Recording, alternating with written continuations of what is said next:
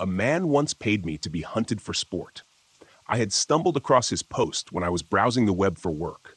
I was looking for some sort of side gig to pass the time. I was at a bit of a crossroads in my life. I had quit my previous job to break away from the redundancy it had sucked me into. It was a spontaneous decision with no real life planning.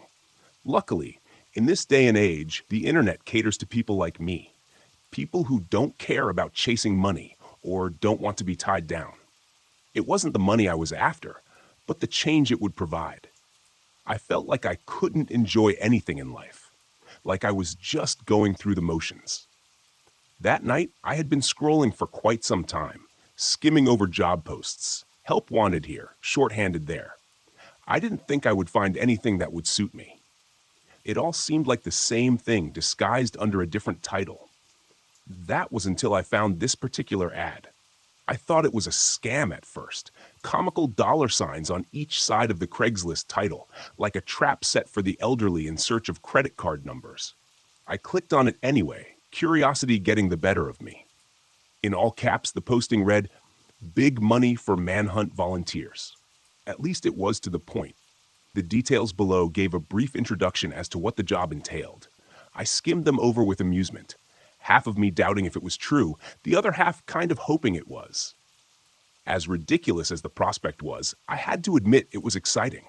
There were some requirements for the job, however, and I was surprised to find that I fit the bill. Must be male. Must be young and fit if possible. Must not be afraid of the dark. Must come alone. No cell phones, no firearms, no police. Must meet the night before to discuss further. The list went on for a while, but ultimately ended with a phone number and a typed signature from someone simply named Bob. I found myself thinking it over. I didn't exactly have anything to lose, no family or friends. I always lived alone. The idea of wanting to pack up at a moment's notice never seemed to sit well with any of the significant others I had in the past. I don't know if it was stupidity or the need for adventure, but in the end, I found myself grabbing my phone. I mean, how often do people get to say they were hunted for sport? The money wouldn't hurt either. I gave him a ring.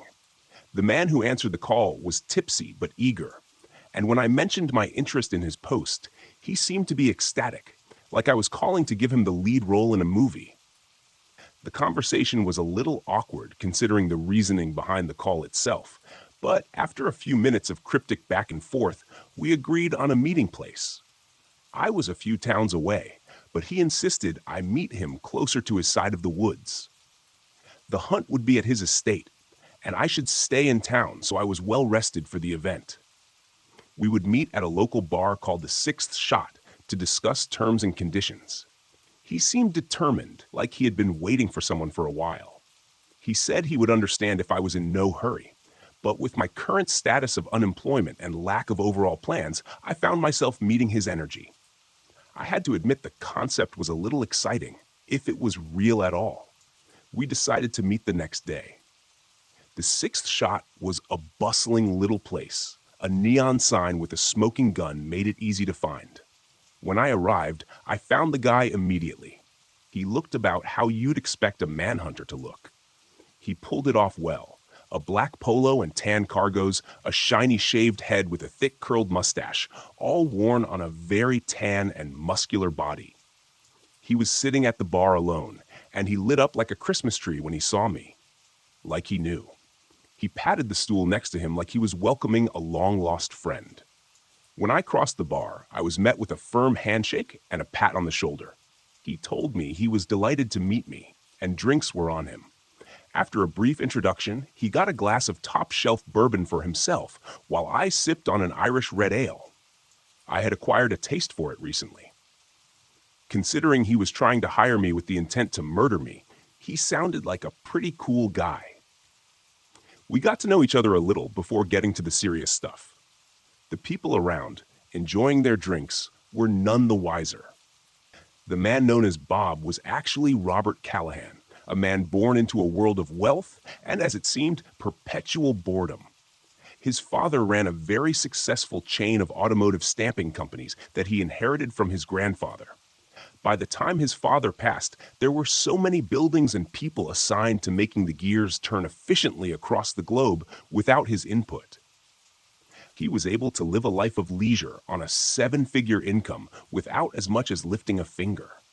The companies ran themselves as he got older, and he filled his adult years with seeking thrills across the globe. He tried anything that got his adrenaline pumping, from skydiving to whitewater rafting. He took a liking to hunting, which he said had started an escapade of finding the world's most dangerous predators and killing them, no matter the cost. He said he had seen it all, but in all his years, there was one thing he hadn't bagged: a human. I laughed at his extraordinary lifestyle, feeling a bit mundane when it was my turn to share stories. Mine was far from exciting. I left the more boring bits out, but I told him I spent most of my 20s as a park ranger. It kept me close to nature and the outdoors, but when it's all you look at, it tends to lose its luster. I left that to be a cab driver in a big city, something that kept me in transit and entertained for a while. Always moving, with so many people to observe in the busy city life. But in time, I found myself too contained to the city itself, which is why I recently quit. This brings me to about where I was right now, discussing being hunted by another man. He was fascinated, jotting down notes in a little pocketbook while he sipped his bourbon. We conversed for a time. I finished a couple of beers, and he ordered another pour of bourbon. The conversation was nice. It had been a while since the last time I went out with friends. Despite the fun I was having, we couldn't beat around the bush forever. When it came time to discuss the actual terms of our agreement, his face turned serious. I would be paid $5,000 tonight. Granted, I still wanted to go through with it. He said this would help me settle accounts before the event. He said he owned a mansion outside of town with over 30 acres of forest land. He was outside city limits. His nearest neighbor was 6 miles away. No one would hear screams or gunshots. We would start tomorrow night. I was supposed to get to his estate at 10 p.m. After my arrival, I would get 15 minutes to head into the forest as a head start. He explained when the 15 minutes were up, he would promptly signal with a flare.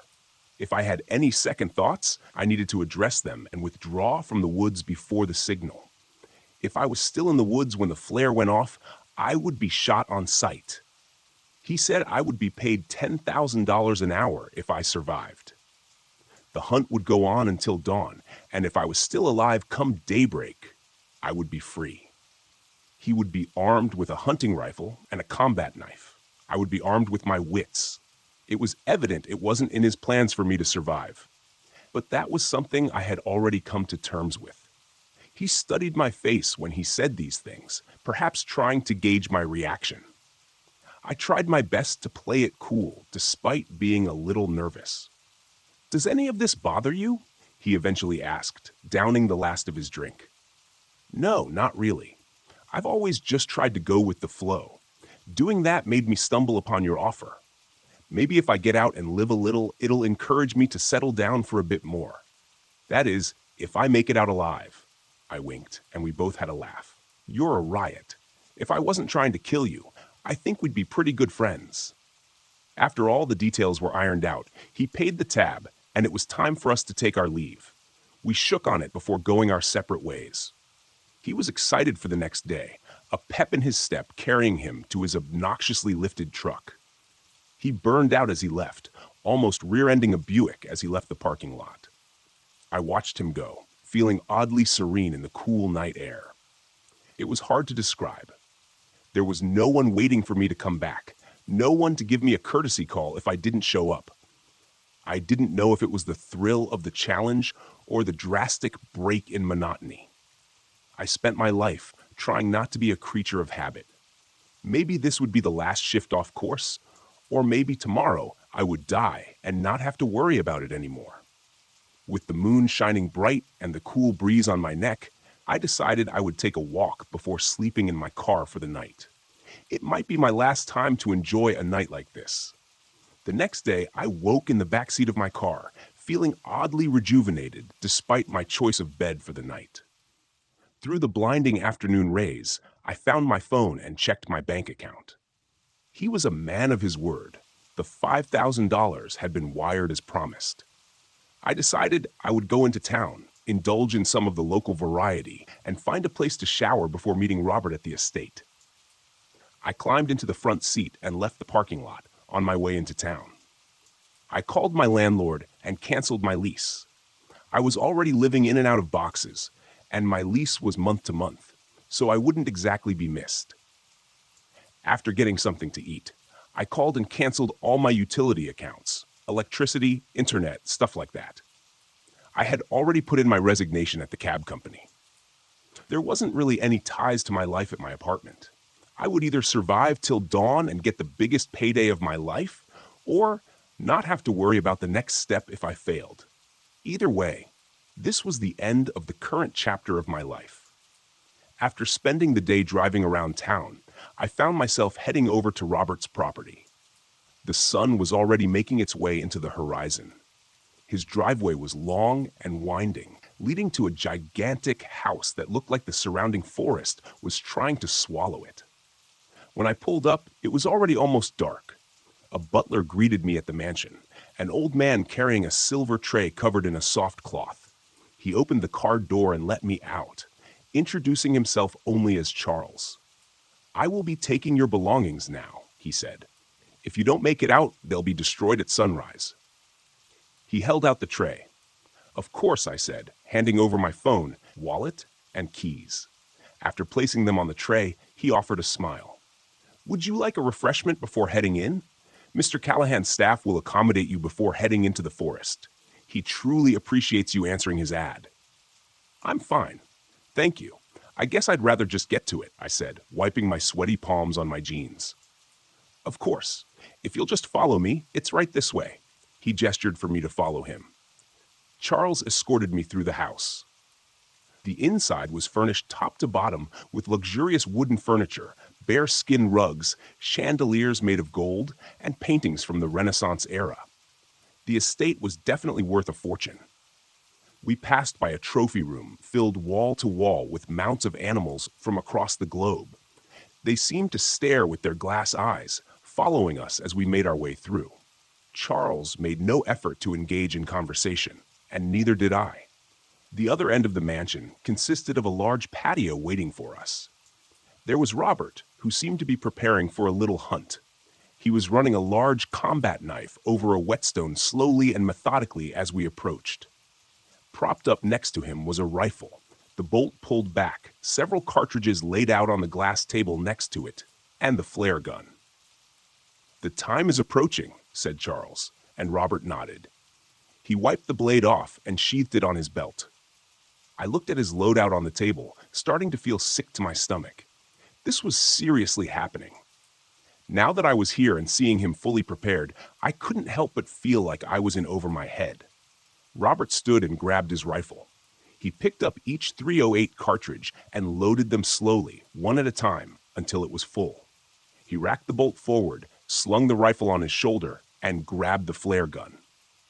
15 minutes. Then flare, he said. "Having second thoughts?" he asked, twirling the flare gun on his finger. "No, not really," I said, making my way off the patio. I wasn't exactly sure what to say in a situation like this, so I figured it was best just to get going. "Excellent.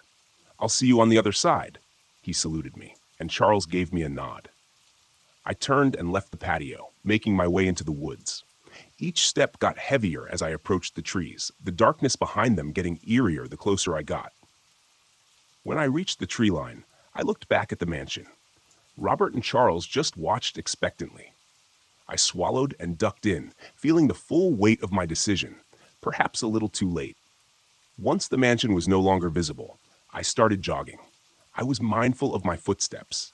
A stray log or vine could trip me up. During my time as a park ranger, I spent dozens of hours hiking trails. I would survey the land weekly, picking up discarded things like trash and lost clothing. This landscape was much different, however. The ground was uneven, years of collecting leaves buried and fallen limbs and jagged rocks. I was wearing decent boots, but the terrain was unforgiving. One misplaced step, and I could roll or break an ankle. I wouldn't be able to rush too much, so I maintained a steady pace, hoping to put enough distance between us and maybe find a decent place to hide. With the sunset and no light source, I couldn't see very far in front of me. I tried not to think about how much time had passed. I just focused on pushing forward. The trees started to crowd, giant maples with lush branches blocking the moonlight. I ducked under them quickly. A twisted branch snagged my shirt, and I shook it loose. Birds screeched and roused from their perch, flapping away in a panic at my presence, their cries echoing into the night, sending a chill down my spine. There's nothing to be afraid of, I thought to myself. Not yet, at least. I came to a small clearing and took a second to catch my breath. I leaned on a tree, shaking clumps of mud and pine needles from my boots. The ground was wetter than I had anticipated. Off in the distance behind me, there was an echoing pop, and I looked to see the flare reaching toward the sky, a little orange ball of fire. I pushed off the tree and continued. I had to keep moving. I ran across the clearing, each step squished on the ground as I went on. My third stride, my boot stepped on something awkward and hard. By the time I heard the clicking sound, I knew it was already too late. The sudden force clamped down on both sides of my ankle. I could do nothing but cry in pain. I stumbled awkwardly to the ground, agony shooting through my leg as the wind was knocked out of me. I looked down at the bear trap, blood oozing from where the metal jaws were buried. I was frustrated at my foolishness. Of course, he had put traps in the woods. Why wouldn't he? I forced the jaws apart, the mechanism creaking, begging to bite down again. My hands shook, holding the slippery metal, and my leg was barely free. I let it snap shut. The sound of steel on steel clanked into the night, so loud it bounced off the trees. A second later, I heard an excited whooping noise. I'd heard him. He would be coming. I tried to see my ankle in the dark. There were nasty gashes on either side, but I didn't think it was broken. I got back up. It would hold weight. It was just hurting like hell. I didn't want to look back when I pushed forward, panic starting to set in, trying to regulate my breathing. I moved as quickly as I could, one strong step, one baby limp. I scanned the ground, looking for more traps. There had to be more, surely. Branches whipped my cheeks and pulled at my clothes. I tried to be more careful, but I just couldn't see them quick enough. My left foot squelched with every step, blood soaking through my sock into the laces. I pressed on, hurdling a large dead log.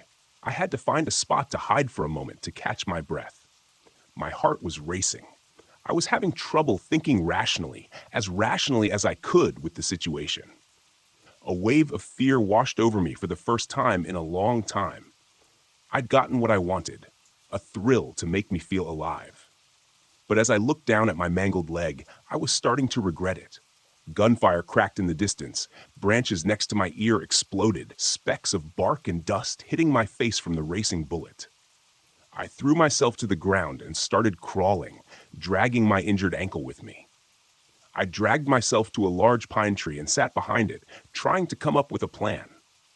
The gun went off again, closer this time. The round punched into the tree, shaking loose needles that fell from above. I squinted in the dark, trying to see ahead. In front of me, the ground started to slope, and I could finally make out the sound of rushing water. It could be a creek or a small river. Keeping behind the large pine, I slowly stood, trying to stick to the shadows until I was ready. I pushed off and started to run for the slope, hearing the gunfire again. As soon as I was in view, a fierce pain ripped through my shoulder, and my arm went limp, but I wouldn't stop. I started down the hill. I could see the shimmering surface of the creek below, something bobbing in the water, rotted logs from the looks of it. I needed to get down there, get under the water, and use the logs as cover. I worked my way down the slope. The ground was wet, each step threatening to slide out from underneath me. I heard footsteps now, breaking sticks and brushing trees as they tried to catch up. Another gunshot. The bullet whizzed over my head and missed. I tried to go down further and crouched, but my feet were too unstable. I focused on the water, a little bit closer and closer, like it was my salvation. I was almost there. Behind me, I could hear the racking of the bolt-action rifle. I shot a panicked look behind me. I could barely see him working through the trees, 20 yards away. As I turned back to the creek, my good foot got caught on something.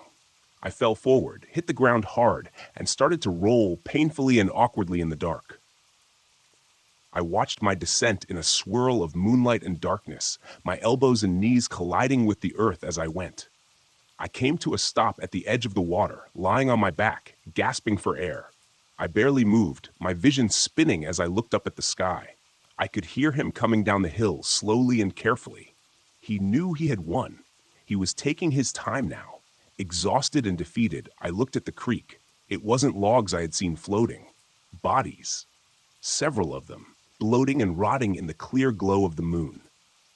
I looked around. The more I saw, men, women, children. Robert was there now, boots squishing as he looked down at me. A pair of black goggles were over his eyes, a wicked grin on his face. He unslung his rifle and let it fall to the ground, then pulled the goggles off his face and cast them aside like toys. Disappointing. Very disappointing. I thought with you being a park ranger and all, you'd make it further. But here we are, at the creek. They never make it past the creek. Robert cracked his knuckles and pulled the knife from his belt. He held the knife in both hands and brought it down, aiming for my heart. I put up my hands to fight him, but it only delayed the inevitable. He worked free from my grasp and elbowed me in the head. My vision blurred once more. My arms went slack as he buried the knife in my chest. My lung collapsed as the blade went in, and with a grunt, he pulled the blade down, separating my torso down the middle in a nasty gushing mess. Satisfied, he got up and left me there to die. I tried to talk, but it all came out as gurgled whispers. What was that? He mocked, and he knelt to hear me. With the last of my breath, I spoke my final 2 words, just loud enough for him to hear. Involuntary screams came next, loud and shrill, broken vocal cords shouting in a mixture of barking and screeching. With both hands, I pulled the large incision, yanking the flesh apart in a spray of blood and disintegrating organs. His reaction was the same as all others before him, a look of pure irrational fear. My thin, inky black limbs burst from the gaping wound in my torso. I was on him in an instant, slashing the knife away and digging my nails into his flesh. I ripped his shirt like paper and separated his chest just like he did to me, my piercing screeches ringing into the night until I burrowed so deep they could no longer be heard. He thrashed and oozed from every orifice as he made room for me, just as the cab driver did, and the park ranger before him. I ate and wriggled as he expired, worming and digging my tiny frame to each limb like a suit. When the fit was just right, I stood up and cracked my knuckles. I looked at my reflection in the water, running a hand over my new face to feel the fit. Better than the last one, for sure. I took my time going back to the estate, making sure my walk was just right and everything was in place. The hours passed as I settled in, feeling more and more at home as I worked the joints and muscles. At daybreak, I emerged from the tree line to find Charles on the patio waiting. He came to greet me immediately. "Sir, this one had you out all night. Was this one better than the others? Can I get you something to drink?" "Oh, much better than the last," I replied. "A bourbon, if you will."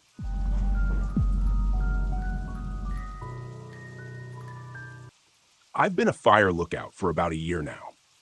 I spend most of my life alone in a small, window-lined, one-room shack atop a steel and wood-frame tower in the middle of the Great Smoky Mountains National Park.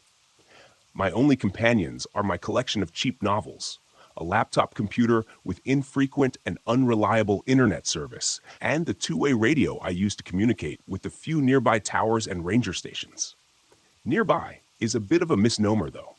Using my high-powered binoculars, I can just barely make out Tower 12 on a clear day, situated several miles to my west. Tower 15, the next nearest to my location, only appears as a glint of sunlight to my east when the sun catches it just right. I've been told the Parks Department intends to put up some additional towers in this area as soon as it gets the necessary funding, which is probably no time soon. That's fine with me, though. I like the solitude. It helps quiet my mind, keeps the memories at bay. Mostly, I occupy my days either with simple maintenance in and around the tower or scanning the dense trees all around me for any signs of trouble. It's been a dry year, so the threat of fire is a constant one. This particular afternoon, I was clearing some brush from around the base of the tower that had begun to encroach on the fire road leading back to the nearby ranger station 20 miles away. Even with the heavy suspension of the government-issued Jeep, the road was a harsh ride at the best of times. I had just finished dragging some brush cuttings off into the tree line when the radio clipped to my belt squawked. Tower 9. This is Tower 12. Do you copy? It was Billy Johnson, my supervisor. Nice enough guy, I suppose. Tended to leave me alone most of the time.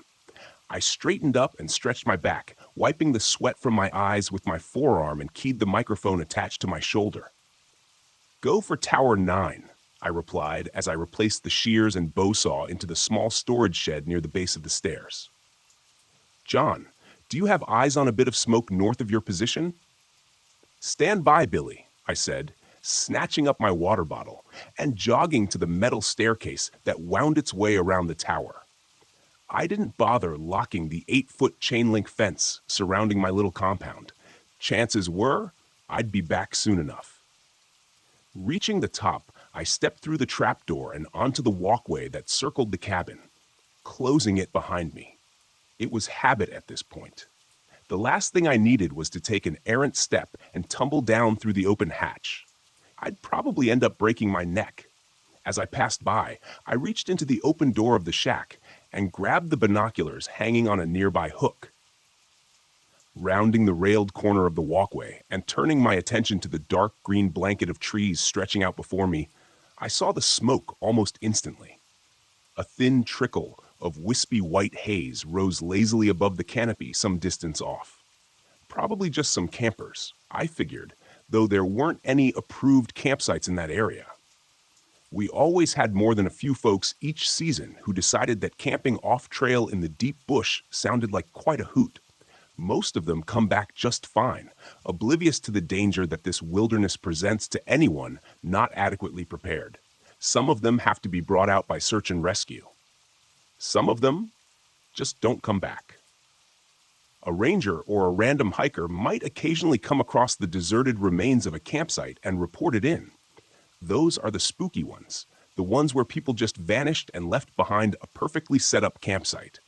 No explanation, no clues, just a deserted clearing, often with perfectly intact tents and personal effects. But there are bears and mountain lions, along with a handful of lesser predators that roam these forests, and sometimes they get hungry enough to stalk and even kill humans. And that doesn't even take into consideration the much more likely scenario. Folks stepping out of their tents at night to take a piss and very quickly getting lost. Most humans aren't suited to survival in the wilderness, unfortunately. My radio squawked again. Tower 9, what's the word? Yeah, I see it, Billy. Looks to be a couple of miles due north of my tower. What's your plan? He asked. I knew what he meant. Keep an eye on it and hope for the best, or take a trip over and investigate. After a brief pause, I sighed with resignation. It's probably just a campfire, but I guess I better head over and take a look to be sure. I didn't relish the thought of trekking to that area of wilderness, to be honest. It was the only area I hadn't explored during my time here. There weren't many trails heading in that direction, and the ones that did were badly overgrown and too narrow for the Jeep. A couple of miles hike might not seem like a lot, but when you're out here alone, the dense trees seem to stretch on forever. 2 miles can feel like 100. Roger that, John, Billy replied. Take your pack and your rifle. Check in periodically. Will do. Tower 9 out, I said, replacing the binoculars on their hook and shouldering the red canvas backpack waiting dutifully in the corner chair. I grabbed the rifle from its rack over the doorframe, checked to make sure it was loaded, and headed out. As I locked the gate behind me, I threw my pack in the back of the Jeep and set the rifle beside it. The Jeep wouldn't get me too far before the brush made the trail impassable, but if it saved me even half a mile of hiking, it was well worth it. The sun was still high in the sky. I had plenty of time to get there and back before dusk, as long as I didn't dawdle. I started the engine and turned the wheels toward the unmaintained trail to my right. After only a few moments, the trees and canopy obscured any trace of the watchtower behind me. I was actually able to push the Jeep farther than expected. A pleasant surprise. I was probably a mile along the trail before it bent, and a massive pine lay across the path, much too large to go over. The dense underbrush around me ruled out the possibility of going around. I immediately lamented not bringing the chainsaw. Cutting it up and winching the pieces out of the way wouldn't have been too difficult and would have saved me a ton of trouble. With a quiet curse, I stepped out of the Jeep and grabbed my gear from the back seat. I smiled to myself as a quote from a certain fictional adventure-seeking archaeologist suddenly came to mind. "We walk from here." Making sure to mark the location of the Jeep on my handheld GPS, I stepped over the thigh-high tree trunk and continued along the path. According to my earlier estimate, the trail was heading in the direction of the smoke, which was a blessing in my book. The less time I had to spend bushwhacking, the better. The trail continued to narrow, as I expected, and before long, I was brushing branches and leaves with my shoulders as I walked. The trees, which had been alive with the cheering and chirping of animal life near the tower, now seemed muted.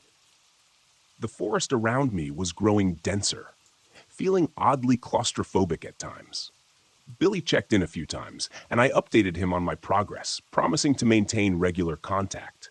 He advised me that a weather relay from the ranger station had reported an approaching storm, likely to reach us before nightfall. A quick glance at my watch made me wince. I had already spent more time than I'd predicted. Maybe it was best to turn around and head back. The last thing I wanted was to get caught out here overnight with minimal supplies and a rainstorm. I wasn't worried, but it sure wouldn't be comfortable. If I'd been farther from my destination, I probably would have turned back right then. I wish I had. Within another 20 minutes, however, I smelled the faint scent of a wood fire. Not strong, but definitely there. I was even more certain of what I'd find when I reached them.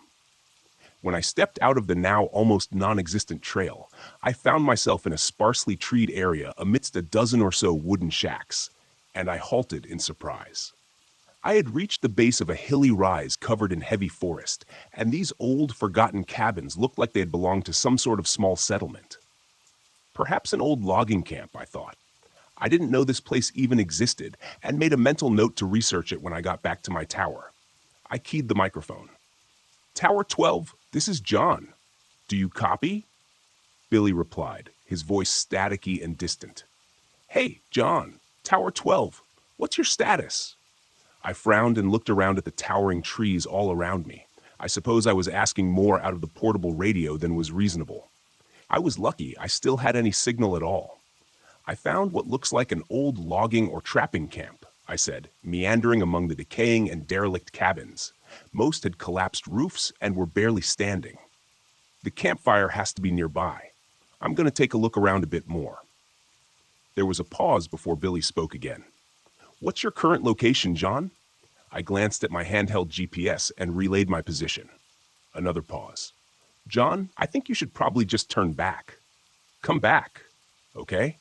You don't have many more hours of daylight left, and that storm looks like it's getting worse." Something in his voice sounded off, but I couldn't quite place it. Nervous, maybe? I couldn't blame him.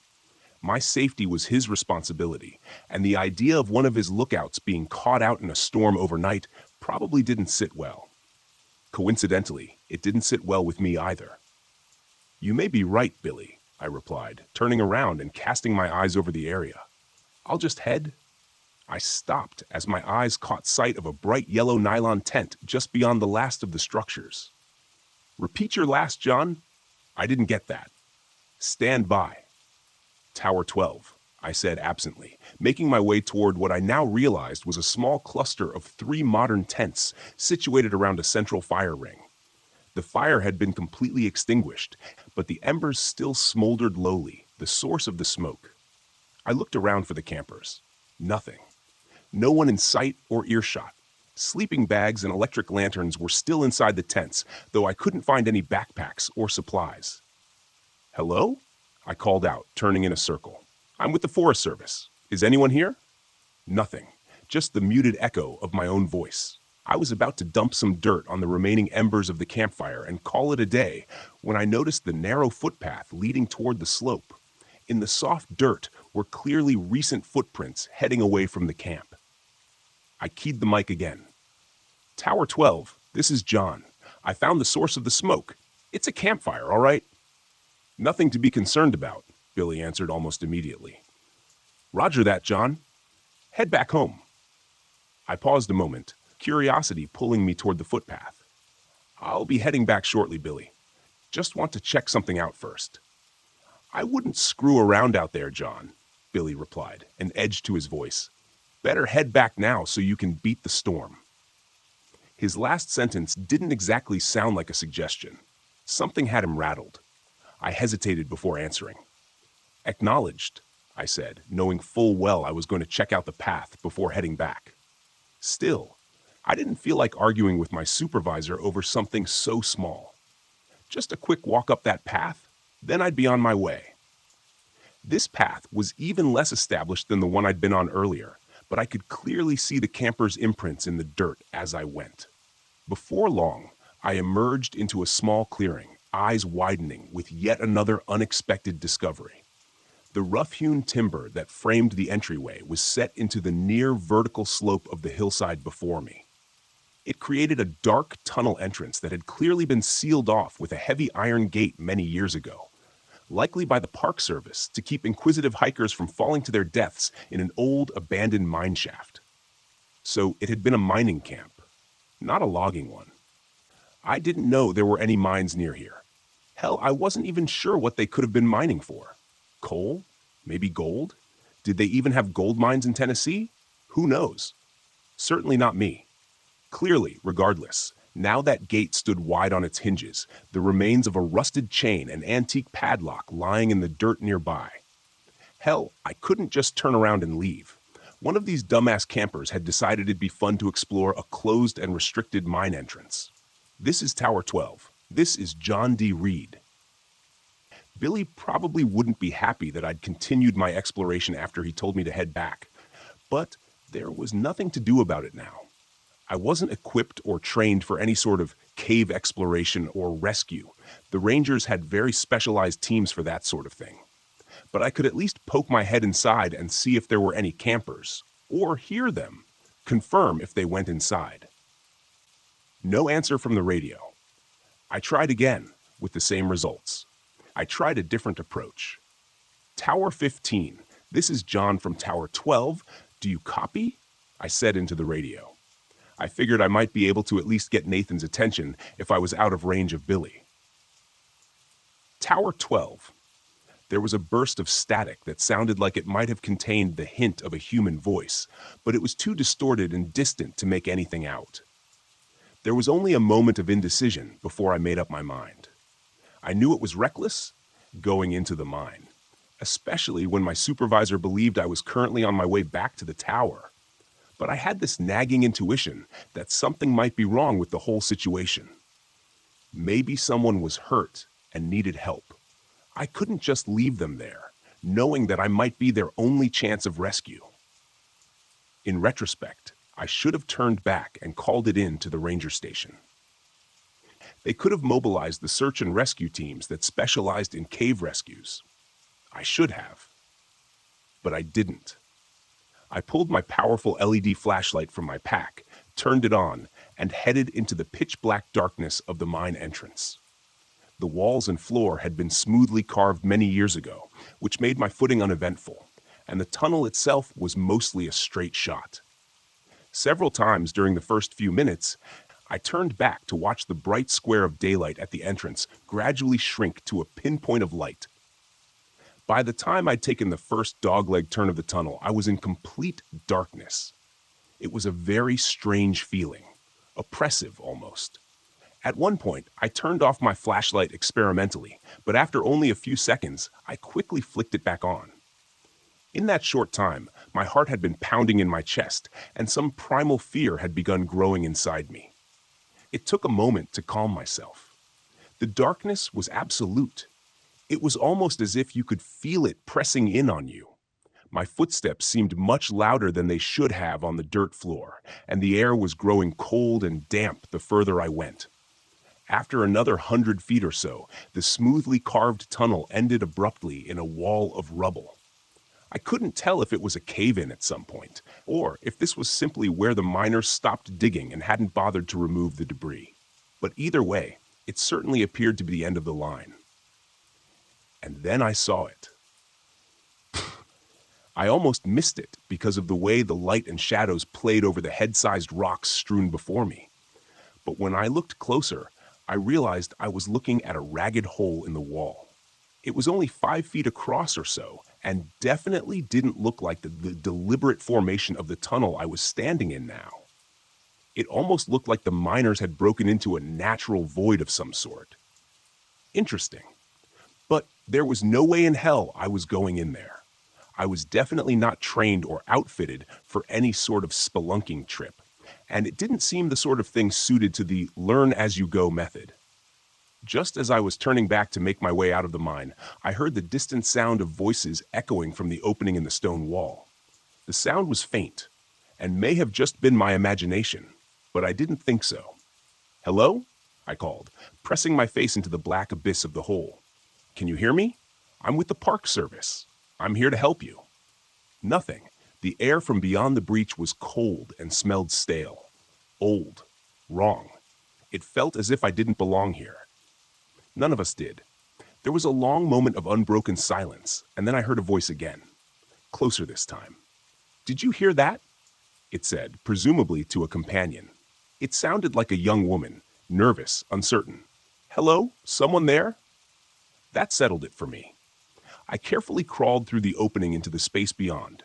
Shining my light around, I found myself in a small natural chamber, maybe 30 feet across, with an uneven ceiling of jagged rock that barely cleared my head. The first thing that caught my attention was the cracked lantern lying on the ground. It looked old. Very old. Maybe 100 years or more. A thick layer of grime and age covered its soot-blackened surface, and the glass was thick and uneven. Beside the askew lantern was a small leather-bound book, partially buried in the dirt and dust, with a moldering leather strap securing it closed. It looked like a journal. And without a thought, I tucked it into my backpack. Raising my light back up, scanning around the room. "Hello?" I called again. I didn't hear the voices anymore, but the narrow beam of my flashlight illuminated another tunnel in the far corner of this room, mired in darkness. "Can you hear me?" Once again, I got that feeling that something wasn't right. Then the voice came again. Closer this time. "Did you hear that? Hello? Is someone in here?" she asked, her voice trembling with apprehension. I hesitated, frowning. Something didn't seem right about the voice, but I couldn't put my finger on it.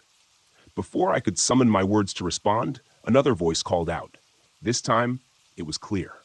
The voice of a young man. "We can hear you moving around in there. Please help us. We're lost, and our friend is hurt." Hear me moving around in there? I was shouting to them. I sure as hell wasn't trying to hide. Could they not hear me for some reason? I stepped forward to the secondary tunnel and raised my voice again. "I'm with the Forest Service." It was then, when I reached out to steady myself against the wall of the tunnel entrance, that my hand met something wet, and I recoiled in disgust, thinking I had just grabbed a handful of some subterranean slime. When I shone my light on it, however, it became very clear the reality was far worse. Blood. I stepped back, trying to keep the panic that was fighting to take control of my rationality at bay. I needed to keep a level head, for now. Panning my light around, I saw an astonishing amount of blood painting the wall and floor in front of me. Somebody had definitely been hurt, and badly. With blood loss like this, I wasn't sure I'd be able to stabilize them long enough to get rescue in here. What the hell happened here? And why did the hikers continue into the cave after one of them was injured this badly? Unless they lost their light and got turned around, there was no way for them to get lost. There hadn't been any branches to this tunnel since I first entered. All they had to do was turn around and walk until they saw daylight. The man's voice called again, colored with the unmistakable tinge of fear. "What the hell is that? Hurry up, Becky. Take my hand." He seemed to be getting closer. At least if I could guide them to my voice, maybe I could get them out of here. Get to higher ground. Radio for rescue evac. They had a helicopter permanently stationed at the main ranger station. It could be here in 20 minutes if I was able to reach them. The woman's voice came again, and this time I froze. "Did you hear that? Hello? Is someone in here?" All at once, it hit me. The indescribable unease I had been mostly successful in repressing now fought back with renewed vigor. I realized in that moment what I had missed previously. The woman had repeated herself, twice now. No change in her inflection, no variation in emotion or urgency. It was exactly the same, down to the syllable. It was like I was listening to a recording. "Did you hear that? Hello? Is someone in here?" repeated the male voice, now even closer. "Hurry up, Becky. Take my hand." Below the words, I could hear the stealthy sliding of something over rocks. It seemed like it wasn't too far beyond the tunnel entrance now, but I wasn't going to wait for it to emerge from the darkness. I didn't think that what I'd see emerge from the darkness would be a couple of college kids who'd had a rough time of it during a weekend camping trip. Allowing my panic to run free, I turned and threw myself through the cave breach and landed roughly on the flat stone floor of the mine shaft. Beyond skinning my hands to hell and banging my knee on a rock, scrambling my feet with a hiss of pain, I ran as fast as I could, not realizing until I finally burst into the waning light of the late afternoon that I had lost my rifle somewhere in that cave. It was darker than it was when I first entered the mine, and a quick glance to the sky showed the angry black thunderheads that had moved in, as promised, much faster than I had expected. I quickly swung the iron gate closed on screeching hinges and looped the chain between the bars as tightly as I could, securing it rather lamely with the hasp of a broken padlock. I stood there for a long moment, bent over with my hands on my knees, trying to catch my breath outside the mine entrance when I felt the first drops of the coming storm on the back of my neck. I straightened and looked through the bars of the gate into the ominous darkness beyond, realizing how ridiculous my barricade really was. It wouldn't do much good if something tried to get out, but at least it made me feel a little bit better. At least it made me feel a little bit better until I heard the voice echoing from the mine shaft. Peh, getting closer. It was unmistakable. Uncanny. "Hello, can you hear me? I'm with the Park Service. I'm here to help you." By the time dawn arrived the next morning, I had climbed down from my temporary shelter in the low boughs of the red cedar and tried to work out all the painful kinks from my stiff shoulders and neck. The night had not been kind to me, but I was alive, which is more than my fiercest mind expected after yesterday. The night had been harrowing. There was no better word to describe it. The rain hissed among the trees and stung exposed skin angrily, driven by the banshee wail of the wind rushing through the forest, accentuated by the chaotic flashing of lightning and the heart-stopping crack of thunder. Because of this relentless chaos, it's difficult to say with any certainty.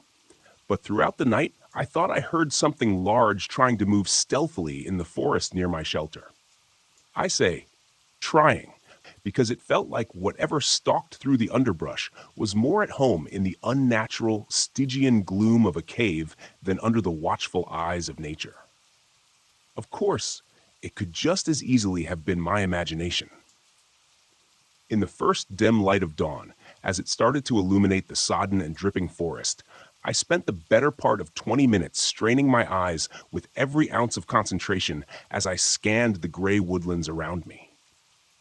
I was only 10 feet or so above the ground, but there was no way I was going to step foot from my hide until I was absolutely certain that I was alone. Once I was satisfied, I was alone for the moment. I climbed down to the muddy ground.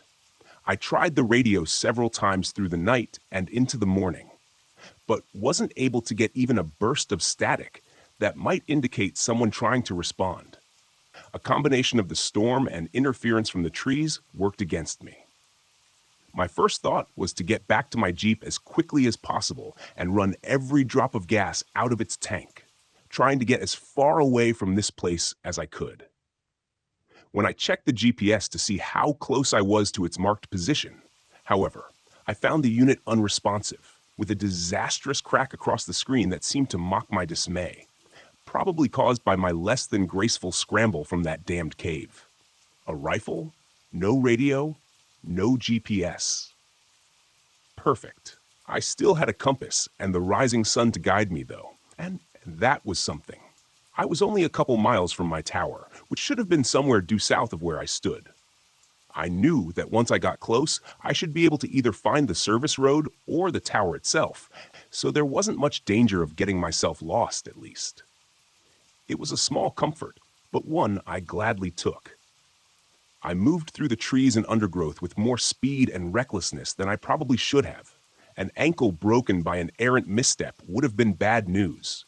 Still, even though I hadn't heard or seen anything of my late-night visitor, I couldn't help but feel I was being watched. Do you know that creeping sense of dread you feel when you've just turned off the lights in the basement and now have to climb the stairs back to the light of the doorway? Or when you're making your way from your car in a dark and lonely parking lot? The feeling that something is there, something much more suited to the dark than you are? It's that same feeling that pushed my footsteps almost to a jog as I traversed the uneven ground and storm-felled trees that tried to hinder my passage. For the next hour, I moved at this pace, aware of every rasping lungful of breath, knowing that I should pause and rest for a few minutes, as pushing myself to fatigue would only increase my chances of falling or hurting myself. I imagined myself lying in blinding pain next to an unseen chuck hole, clutching at a broken leg and watching as the sunlight began to dim with the onset of dusk, waiting for whatever hunted my trail to find me. What would happen? Would I even have time to look on its visage before it struck? Did those campers in the cave? A misstep and a stumble that nearly made this nightmare a self-fulfilled prophecy jarred me back to the present. Against all instinct, I forced my pace to slow, first to a trot, then to a walk, and then reluctantly, I stopped completely, trying to catch my breath while I scanned the dense woodland around me. Nothing. No. Not nothing. As my heart began to slow and my breathing returned to a more manageable cadence, I turned my gaze back in the direction I had been headed, and an unconscious smile found its way to my lips. The sun had risen high in the morning sky during my flight, and now I caught a flash of its reflection on the windows of my tower, not 200 yards directly ahead of me. I laughed aloud with relief, fully aware that this fear-tinted eruption was closer to the manic cackle of lunacy than anything else. I didn't care, though. My feet started forward on their own, quickly reaching a brisk pace. A few minutes later, I burst out of the trees into the maintained clearing surrounding my tower, feeling the full sunlight on my face for the first time since yesterday. Had it only been a day? It seemed like longer. I was so filled with relief that I didn't even register the fact that the forestry department Jeep sat parked near my fenced-in tower until I started entering the combination into the gate lock. The faded white 12 emblazoned on the corner of the windshield told me that it was Billy's Jeep, which wasn't much of a surprise. I realized after a moment, after not hearing back from him, that I was more surprised I hadn't returned to find an entire search and rescue team making preparations to search for their lost puppy. I punched the 4-digit code into the mechanical combination lock on the gate and stepped through, making sure to close and lock it behind me. I stood there for a moment, staring through the tall chain-link fence at the dense tree line, wondering if something waited just out of sight in the shadows, staring back at me with hungry anticipation. I shook off the sudden chill as best as I could and made my way quickly to the staircase, taking the steps 2 at a time. Billy was going to be pissed at me, I was sure, but that thought was a fleeting one that didn't take purchase. His displeasure was the least of my concerns right now. When I reached the top, I threw open the trapdoor and suddenly found myself looking down the muzzle of a very large rifle. Even in that brief moment of abrupt shock, I could register how the barrel trembled in the hands of its agitated master, and I wondered how close I came to having my life ended in a brief flash of light. The moment only lasted a second or two, and then Billy hastily swung the rifle away in a safe direction. "Damn it, John," he exclaimed, his tone an incongruous mixture of relief and fear. "I almost shot you." I stepped fully through the trap door and let it close behind me. "Jesus, Billy," I breathed, leaning back against the railing. I suddenly felt weary and realized it was likely the adrenaline now rushing through my system that had kept me moving at such a hurried pace throughout the morning. "Where the hell have you been?" he demanded, stepping back inside my shack and taking a chair at the small table in the center of the room. I noted with mild interest that he kept the rifle leaning against the table beside him instead of stowing it in the rack over the door, but decided not to comment on it. Billy Johnson was in his middle years, maybe 45 or so, with a bit of a gut and grayish-brown hair, trimmed clothes. He wore an impressive mustache that reminded me of something an Old West gunslinger might sport. He was dressed in typical attire, khaki Forest Service shirt and brown cargo pants. In addition to the rifle, I had had the unfortunate opportunity to closely examine a moment earlier.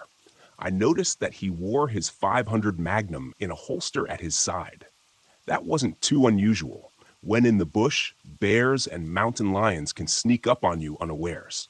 Having a hand cannon within easy reach goes a long way toward taking the fight out of them if necessary.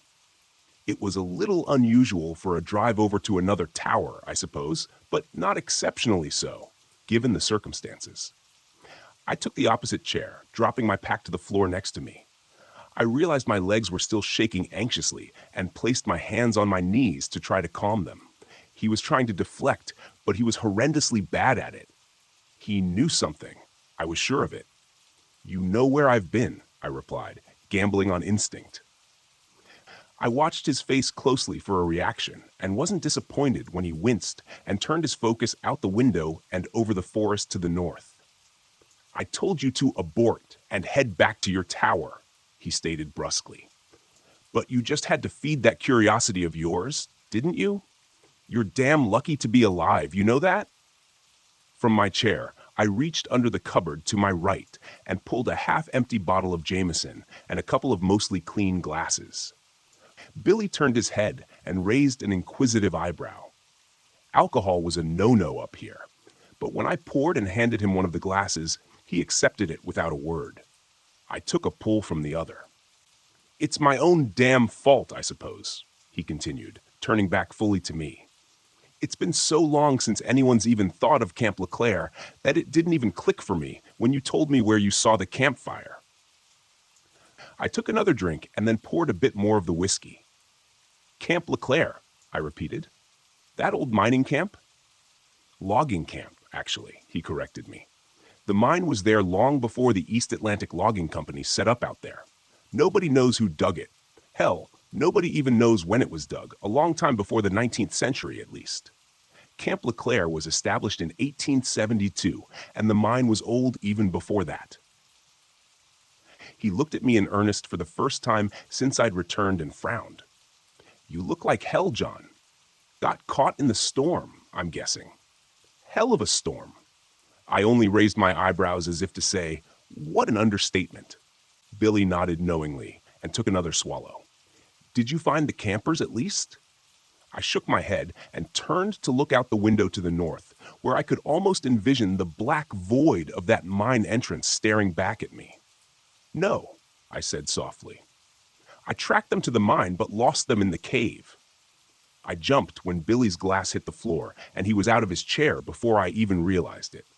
Billy hadn't moved from his seat, but now both hands were splayed on the table before him as if to steady himself. His pale blue eyes were wide and fixed on me.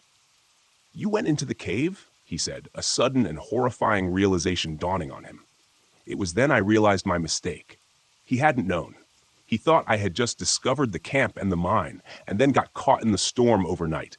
A close call, but nothing that couldn't be undone.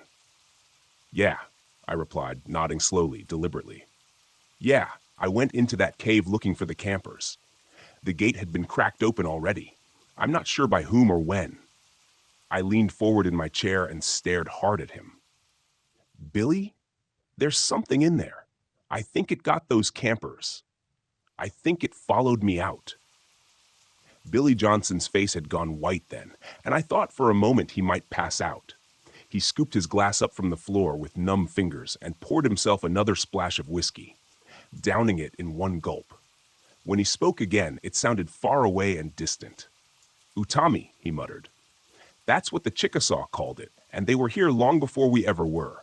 Blur is what the white man called it, among other names, Kuatami. He nodded.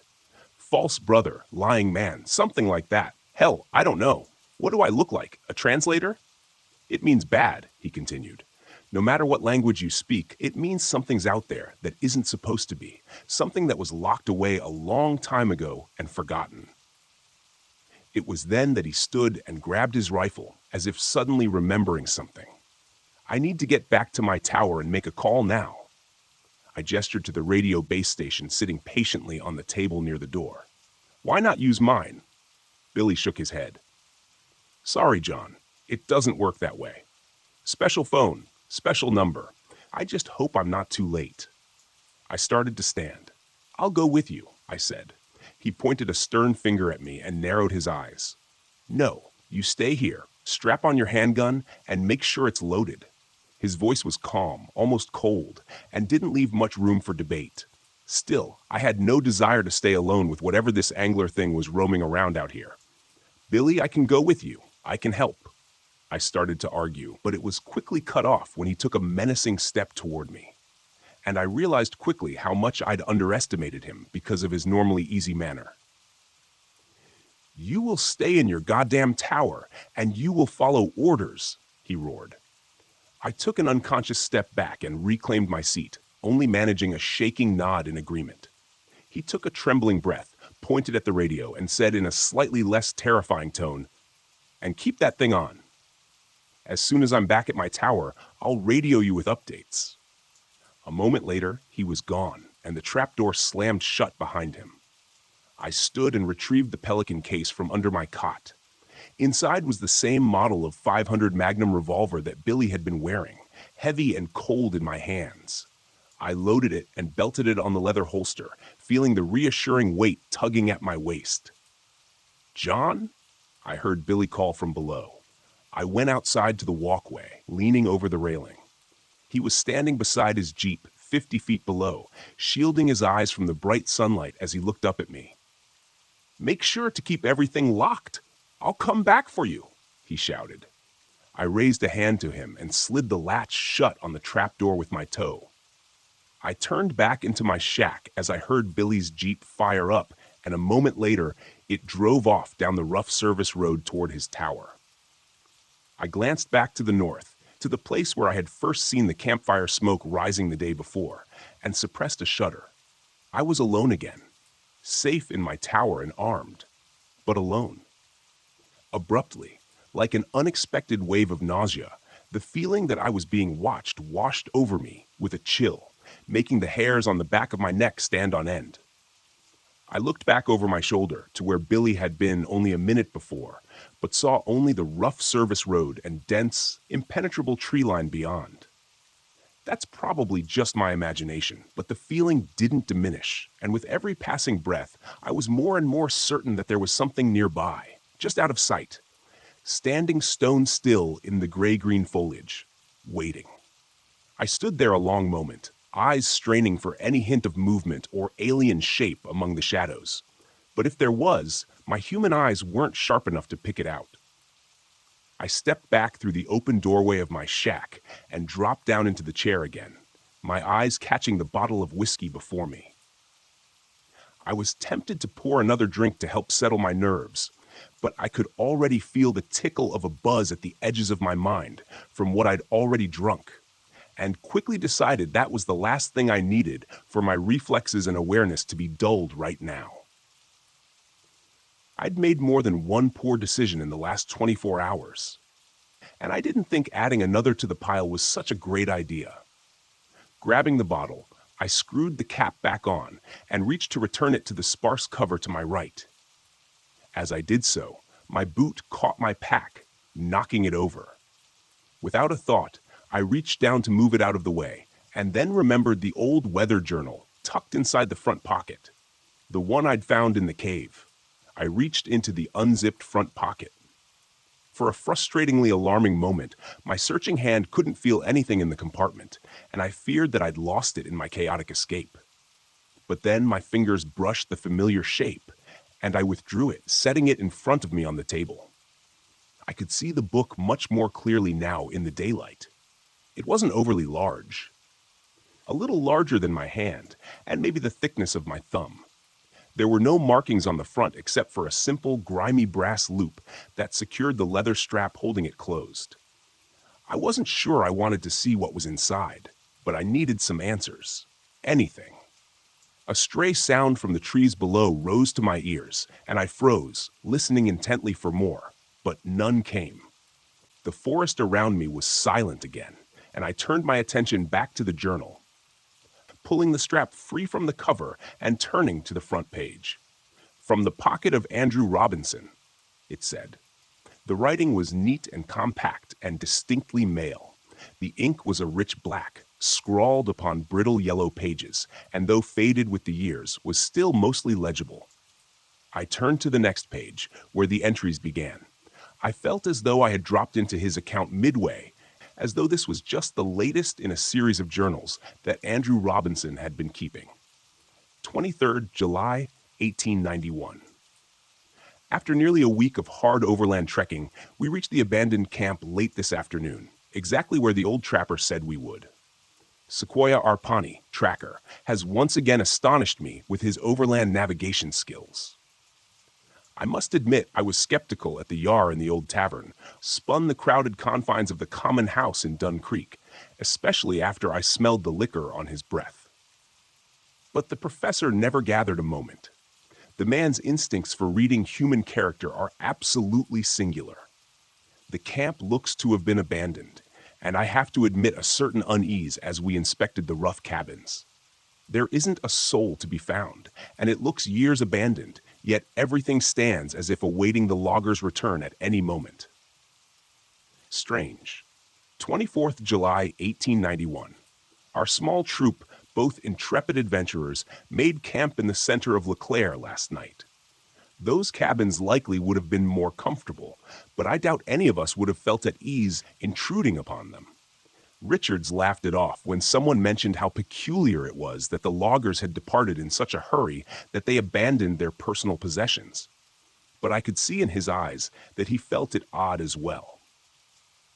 Sequoia, our ever-courageous and solid guide, seemed ill at ease and unusually withdrawn, refusing all conversation and only responding in queries with quiet grunts. Something of concern hides behind his eyes, though, and I wonder what it is. Only the professor seems unmoved by the unusually still atmosphere of this place, and his typical infectious positivity keeps working at our unease, keeping it from expanding beyond its current state. Today, we spent much of the day exploring the area surrounding Camp LeClaire, and the sunlight was nearly spent when Dobson burst back into camp with news of his discovery. We all of us raced at a moment's notice behind him as he led us along an ill-used and nearly invisible footpath that led ever ascending upon the side of the northern rocky slope. When the path terminated, we were deposited before a truly curious sight, a barricaded tunnel entrance that had been bored into the rock face by some unknown hands. I suspect some sort of exploration tunnel or added dug-in search of precious ores, especially given the nation's more recent history with gold fever. The wooden barrier that had been roughly assembled from a hodgepodge of heavy timber beams was curious, and several of our group commented on it. But the professor dismissed the triviality, so the matter was dropped. It is far too late in the day to proceed any further, but we plan to penetrate the barricade and enter the tunnel in the morning. The excitement among the men is palpable. 25th July 1891. Sequoia is gone. He took his supplies and his prized Winchester rifle and fled sometime during the night like a phantom. This is a shocking blow to all of us, foreign to the professor, with whom the Pawnee Tracker had partnered for a number of years across much of the eastern states. We have no explanation for his sudden desertion, and it sits unwell with the entirety of the group. The overall mood has darkened, I fear. Still, we must push onward. 25th July 1891 addendum. It took more than 2 hours of hard labor, but we were finally able to gain entrance to the mine shortly before noon today. Richards managed to get his boot caught between two heavy timbers as he stumbled forward, straining his ankle with a terrible cry. We feared it broken, but Dr. Franklin assured us that his bones seemed intact. Regardless, Richards was taken back to the camp, where he will convalesce while the rest of us make our entry. His part in our exploration has come to an end for now. We made our way in a single file through the added tunnel for some way before reaching its carved end. The light from our oil lanterns providing regrettably inadequate illumination over the rocky surroundings. When we reached the terminus of the mine tunnel, our hearts sank for a moment before the professor gave an exclamation of discovery and suddenly disappeared through a nearly hidden rift in the wall, surrounded by jagged rocks. We eagerly followed him through, careful of our footing as we went, and found ourselves in what I can only assume to be an accidental breach by the miners into a natural cave system. The air was chill and unmoving, but our excitement over this discovery laid any concerns or discomfort this may have caused. The professor directed us to set up a secondary camp in this new chamber, which we'll use as a staging point for further exploration. So, we spent the rest of the day bringing supplies for our main camp and constructing a smaller version in this moderately sized chamber. By the time we completed this endeavor, the efforts of the day precluded the start of the exploration until the group has had the opportunity to rest and replenish their energy. I feel I will sleep well tonight despite the anxious excitement buzzing around my mind. 26th July, 1891. Another shock. When we woke this morning, O'Connor is gone. The Irishman, who has ever been reliable and constant as the North Star, was assigned first watch last night. There is no trace of him, and no indication that he took any provisions or even his personal rucksack with him. I fear his natural inquisitiveness may have gotten the best of him and led him to explore the deeper caverns beyond our ad hoc base camp, for his lantern is the sole item that has gone missing with his person. The professor immediately rallied the rest of our small group, 7 in all now, and mounted a search for our lost companion. I tried to caution him against rushing into action, but he was not to be deterred. To my dismay, I was the sole man ordered to remain here at camp, whilst my companions took up their supplies and launched deeper into the cave system in the event young O'Connor returned in their absence. I was understandably disappointed, but grasped the logic of it well enough. I would loathe to think of O'Connor returning only to find us all gone, and then losing himself again, trying to find us. I shall endeavor to rest a bit. With luck, my companions will return before long with our lost compatriot. 27th July 1891. I am at my wit's end, and I'm unsure how to proceed. It has been more than a day since the professor led the rest of the men in search of poor O'Connor, and I have felt their absence as keenly as I am aware of my own solitude in this cave. I've seen nothing of our missing companion or the party that delved deeper into the system yesterday morning, and I know their lanterns did not have sufficient fuel to carry them for this long without other means of illumination to guide their return. I fear they are hopelessly lost. I myself had to return to LeClaire for more lantern oil for my waning light. I must admit, with no little embarrassment and some reluctance, to my return to this dark place, which no longer carries any of its former adventurous excitement or fascination. It is now nothing more than a doorway into the deep places below the earth, where men were never intended to tread. But the growing apprehension is not the worst of it. The sounds, by heaven's grace, the sounds. I first became aware of them last night as I did my lantern and tried to set myself to sleep. At first, it was only an indistinct and muted echo, which may have been interpreted as nothing more than the distant whistle of wind or other natural sound distorted by the unique acoustics of this place. Then I heard the distinct tonal qualities that could only be a man's voice. I instantly rose and took my lantern, raising the flame and rushing to the entrance of the cave that swallowed my companions. There I stood, listening with such keen focus that I felt beads of sweat upon my brow. I would swear upon a holy book that it was the distant call of the professor himself, and I eagerly called back with as much fervor as I could summon, hoping desperately to guide them back to me.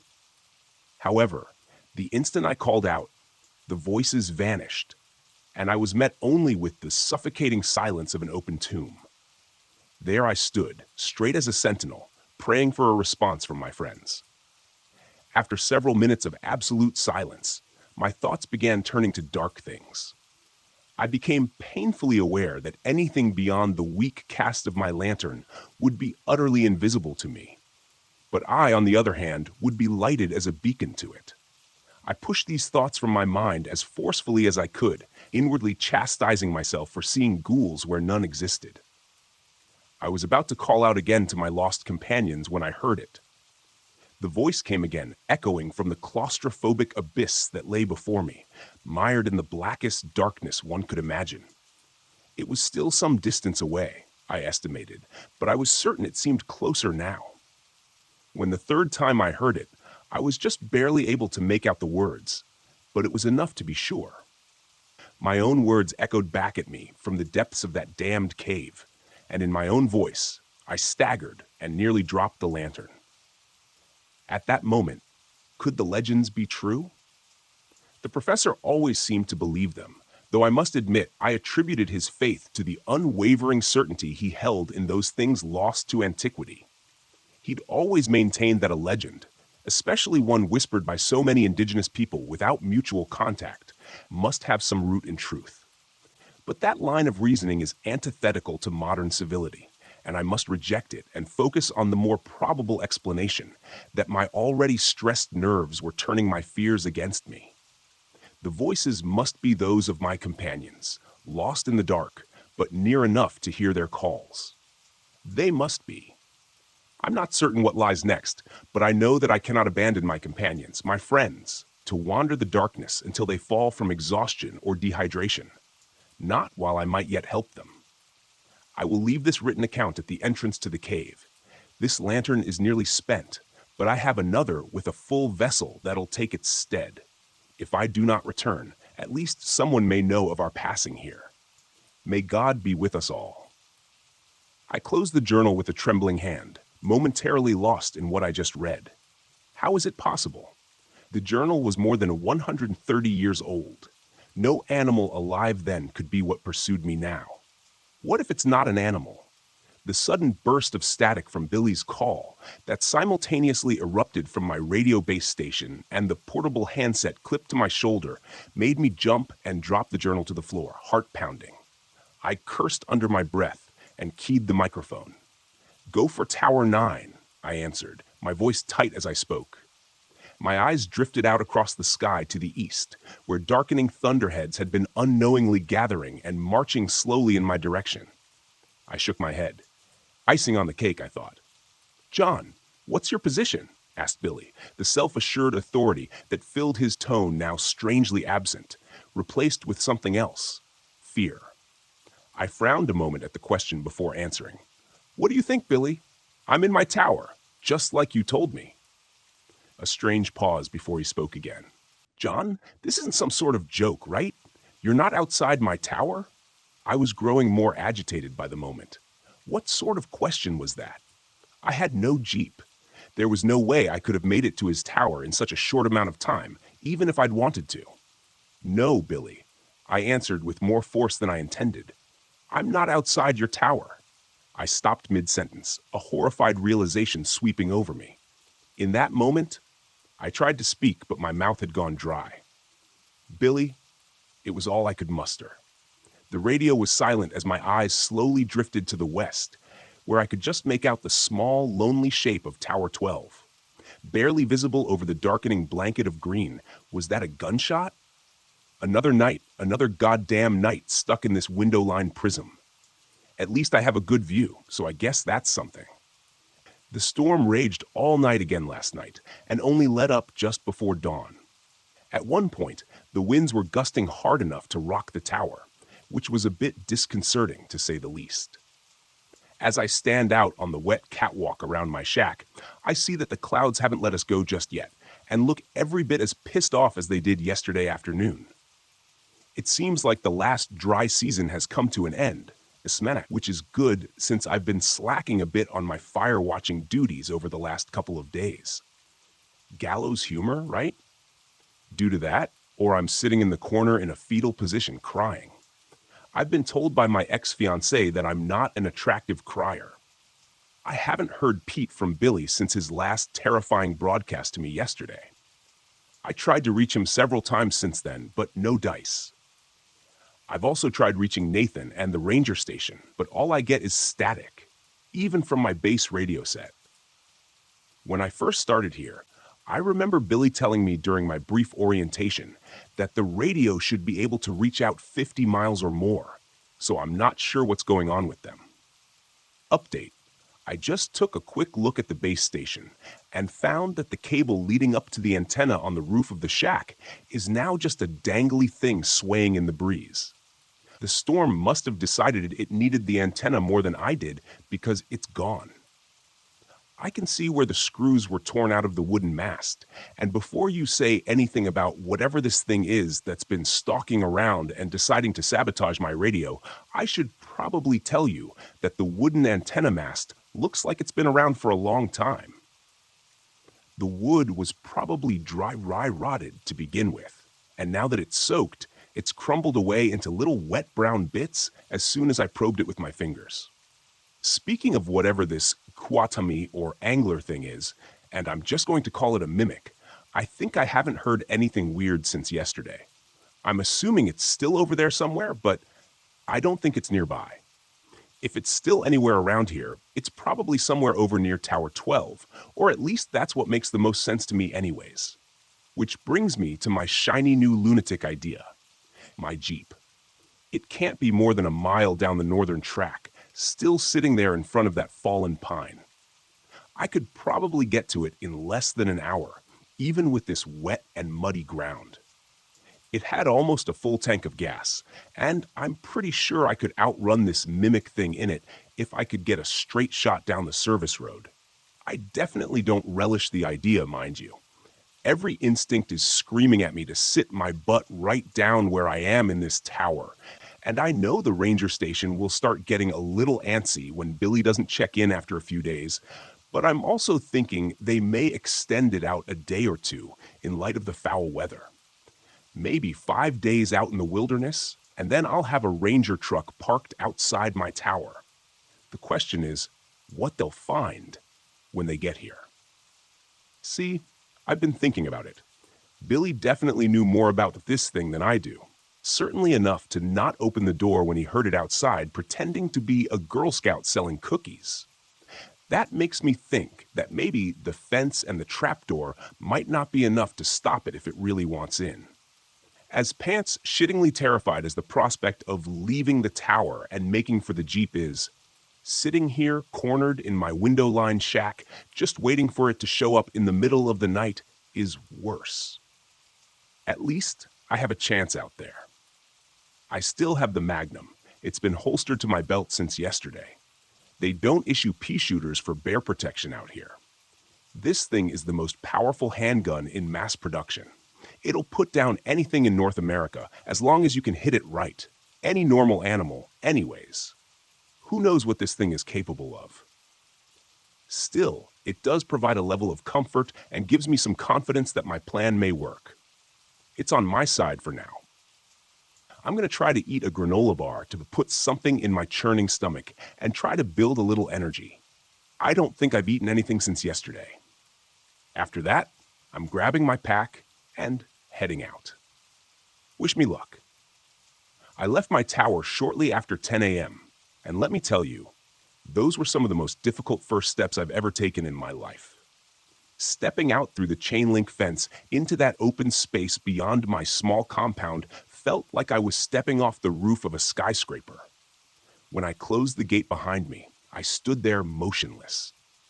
Must have been 5 minutes, frozen in place with my hand clenching the grip of my revolver that's holstered at my belt.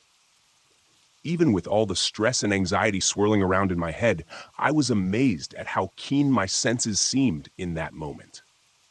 I felt like I could hear every rustle of leaves and smell every damp patch of moss in the thousands of acres of wilderness surrounding me. In that moment, I felt very small, very insignificant, trivial. When my chest began to ache, I realized that I'd been holding my breath in subconsciously, afraid to make even the smallest sound. I let out a slow breath and forced myself to breathe normally again, scanning the trees. I turned slowly in a circle, eyes searching for anything that seemed out of place, like it didn't belong. But there was nothing there. Everything seemed normal, at least to me. Casting one last look over my shoulder at the refuge of my tower, I started off along the seldom used service road to the north, careful of my footing on the muddy and uneven ground. I allowed myself to move at a slow jog, fast enough to make good progress, but not so fast that I was announcing my presence to the world. Not so fast that I couldn't hear the forest around me over my own breathing. I stopped a couple of times during my trek to catch my breath and take a drink of water, and thankfully still seemed alone and unpursued for now. I wondered if it was out there somewhere among the dense trees, hiding in the muted gray shadows of the forest. Or perhaps it had returned to my tower in my absence and found it empty, and was even now tracking my flight along this trail. If I paused long enough, would it suddenly appear, rounding the gentle curve behind me as it caught up to me in order to prefer to move more stealthily among the trees and underbrush, laying in wait alongside the path ahead, ready for my approach? I had to forcibly shake myself of that line of thought. It wasn't doing me any good now. I was committed to my plan. The thought of retracing my steps and returning to my lonely watchtower held just as much terror, because now it's out there, unmanned, unwatched, and abandoned. For all I know, the mimic could be there at this very moment, ransacking my shack. I definitely didn't want to walk in on that little scene. I can promise you that much. I ended up making surprisingly good time on that northern path. It was only about 30 minutes before I saw the dim shape of my Jeep waiting dutifully in the middle of the path ahead. The matte tan paint job and black cloth roof stood out remarkably well against the muted greens and browns of the surrounding forest. Urging my pace to quicken, I covered the last 100 yards before I even realized it and found myself standing at the door, hand on the handle. I paused. A chill ran down my spine, inciting an unbidden shiver, and I realized then how quiet the forest around me was. I wasn't sure how long it had been this way. I felt that something was out of place, and so did the native fauna. On any given day, the trees were alive with the sounds of wildlife. Squirrels and chipmunks chittered, insects buzzed, and 1,000 varieties of birds called and sang from the treetops. Not now, though. Now it was as if they had all left. It felt very alone in that moment, only not quite alone. Somewhere out there, in that sea of trees, something stalked. Something that didn't belong in the light of day. Something that didn't belong under the watchful eyes of Mother Nature. I was pretty sure she wouldn't have let something like the mimic evolve had it not been hidden in its underground realm. The door of the Jeep was thankfully quiet as I depressed the latch and swung it open. If this had been a horror movie, I'm sure an ear-splitting screech would have erupted from its hinges. But in real life, we tend to take care of these vehicles pretty well. In the best of times, they are the only convenient transportation for 20 miles or more. In times like this, though, it was likely the only thing that would save my sorry ass. I jumped in and pulled the door shut behind me with a dull thunk, subconsciously locking it. I almost laughed when I did that. The entire top of the Jeep was nothing more than canvas and plastic windows. A feisty hamster could probably have penetrated my little haven, and I doubt the mimic would even think twice about it. The Jeep fired up immediately when I turned the key in the ignition. and I threw it in reverse for the most ungraceful 14-point turn you've ever seen on the narrow and muddy service road. Once I got it turned around, I didn't waste any time directing it the way I'd come. The service road was really little more than an uneven and ill-maintained dirt trail, and was only ever used infrequently by the rangers and lookouts. As I'd previously mentioned, it was a rough ride, even for the heavy suspension of my trusty steed, so I had to keep it at a reasonable speed. The very last thing I needed was to snap an axle or bounce myself right off the road and into the trees. Considering the condition of the trail, with the fact that it constantly wound and curved as it progressed, it meant that even my best speed wasn't much faster than I could run on foot. That's okay. Once I got past my tower, the service road was generally better maintained and followed a more or less straight path. I'd be able to build some decent speed there and be out of the wilderness and standing at the ranger station in an hour or so.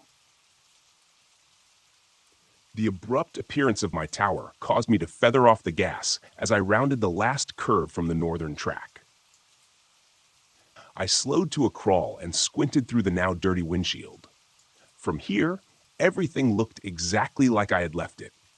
The gate still stood closed, and looking up, I could see the trapdoor also appeared shut. Maybe this thing hadn't returned. Hell, maybe this thing wasn't ever going to return. For all I knew, I was headed in the opposite direction. It's not like looking at a GPS on it or anything. It was at that moment that I nearly pissed myself when the radio, still clipped to my belt, squawked, and I heard probably the last thing I had ever expected to hear. "John, are you there?" The signal was pretty clear, but his voice sounded weak, strained. I almost didn't respond. I was frozen in indecision, clouding my mind. I didn't know what I could trust to be true, but I doubted that this mimic had read the radio manual and learned how to operate the handset. I snatched the handset from my shoulder and keyed the mic. "Billy? Holy? Is that you?" He answered me right away, and I thought I could hear relief in his tone, buried under his pained words. "John? Thank God. I was afraid you were gone." My eyes drifted to the trail leading past my tower toward the ranger station, toward safety. Another 5 minutes, and I would have been there. I got to my Jeep, and I was just about to haul ass for the ranger station when I replied, "What's your status?" There was a moment of silence, and I wondered briefly if he hadn't even heard me. But then he answered, "I'm not doing too hot, John. I'm in my tower, but that thing hurt me. I've lost a lot of blood, and I've been drifting in and out. I've patched myself up as best as I could. I stopped the bleeding for my leg." He frowned and closed his eyes for a moment, asking a question I was pretty sure I knew the answer to. "Are you able to get back to your Jeep?" I thought I heard a coughing bark of laughter before he answered. "I don't think so. Pretty banged up, man. What happened?" "Billy, son of a... It got into my tower, managed to get a shot off, but not before it got a jump on me. I took off before it did me in, so I think I hit it. I don't know where it is now, though. My tower is wide open, and it hasn't come back, so maybe it's dead." I doubted that. Things never work out that simply. "Are you stable, Billy? Can you be moved?" Another silence, and then he said, "I know what you're thinking, John. Just turn your Jeep around and haul ass to the ranger station. That's an order." I dropped my forehead to the steering wheel, closing my eyes and cursing. It would have been easier if Billy hadn't radioed me. I know it's selfish. I know I'm an idiot for even thinking it, but I could have been blissfully out of range if he'd only waited for 10 more minutes. Still, I put the throttle down and got the hell out of there. I could still race for the ranger station, have them mobilize a chopper to come back for Billy. But they were at least an hour away. Factor in the spin-up time for the helicopter, and you're talking more like an hour and a half before anyone gets to him. It didn't sound good. Something told me it was unlikely he'd last that amount of time. I could still turn left. I'd likely live. But could I live with myself knowing that I left Billy to die alone in his tower? What if our situations had been reversed? Sure, I might be saying the same words he was saying now, but in my heart, I'd be pleading for that voice on the radio to help me. I couldn't imagine being in his position, lying there, hurt, bleeding out, knowing that his safe haven was wide open and that thing was out there somewhere. Look, I know what you're going to say. I know. I know what you're probably saying already. Don't be a dumbass. This is exactly why everyone dies in a horror movie. I get it. Believe me. I get it. But this wasn't a movie. My friend was lying there, dying in his shack. If I could get to him and get him into the Jeep, we could both get out of there, leaving this twisted nightmare behind us. Billy, I'm headed your way. Get ready, because we're going to wrestle you down the stairs and into my Jeep as quickly as we can, I said, cranking the wheel to the right and taking the western trail with more speed than I should have. John, I gave you an order. Get out of here now. Despite the situation, I managed to start a grin as my rig bucked and bounced over the uneven trail. Billy, I'd like to take this opportunity to officially tender my resignation from the Fire Watch. Now shut your mouth and conserve your strength. I'll be there in 15 minutes. 15 minutes.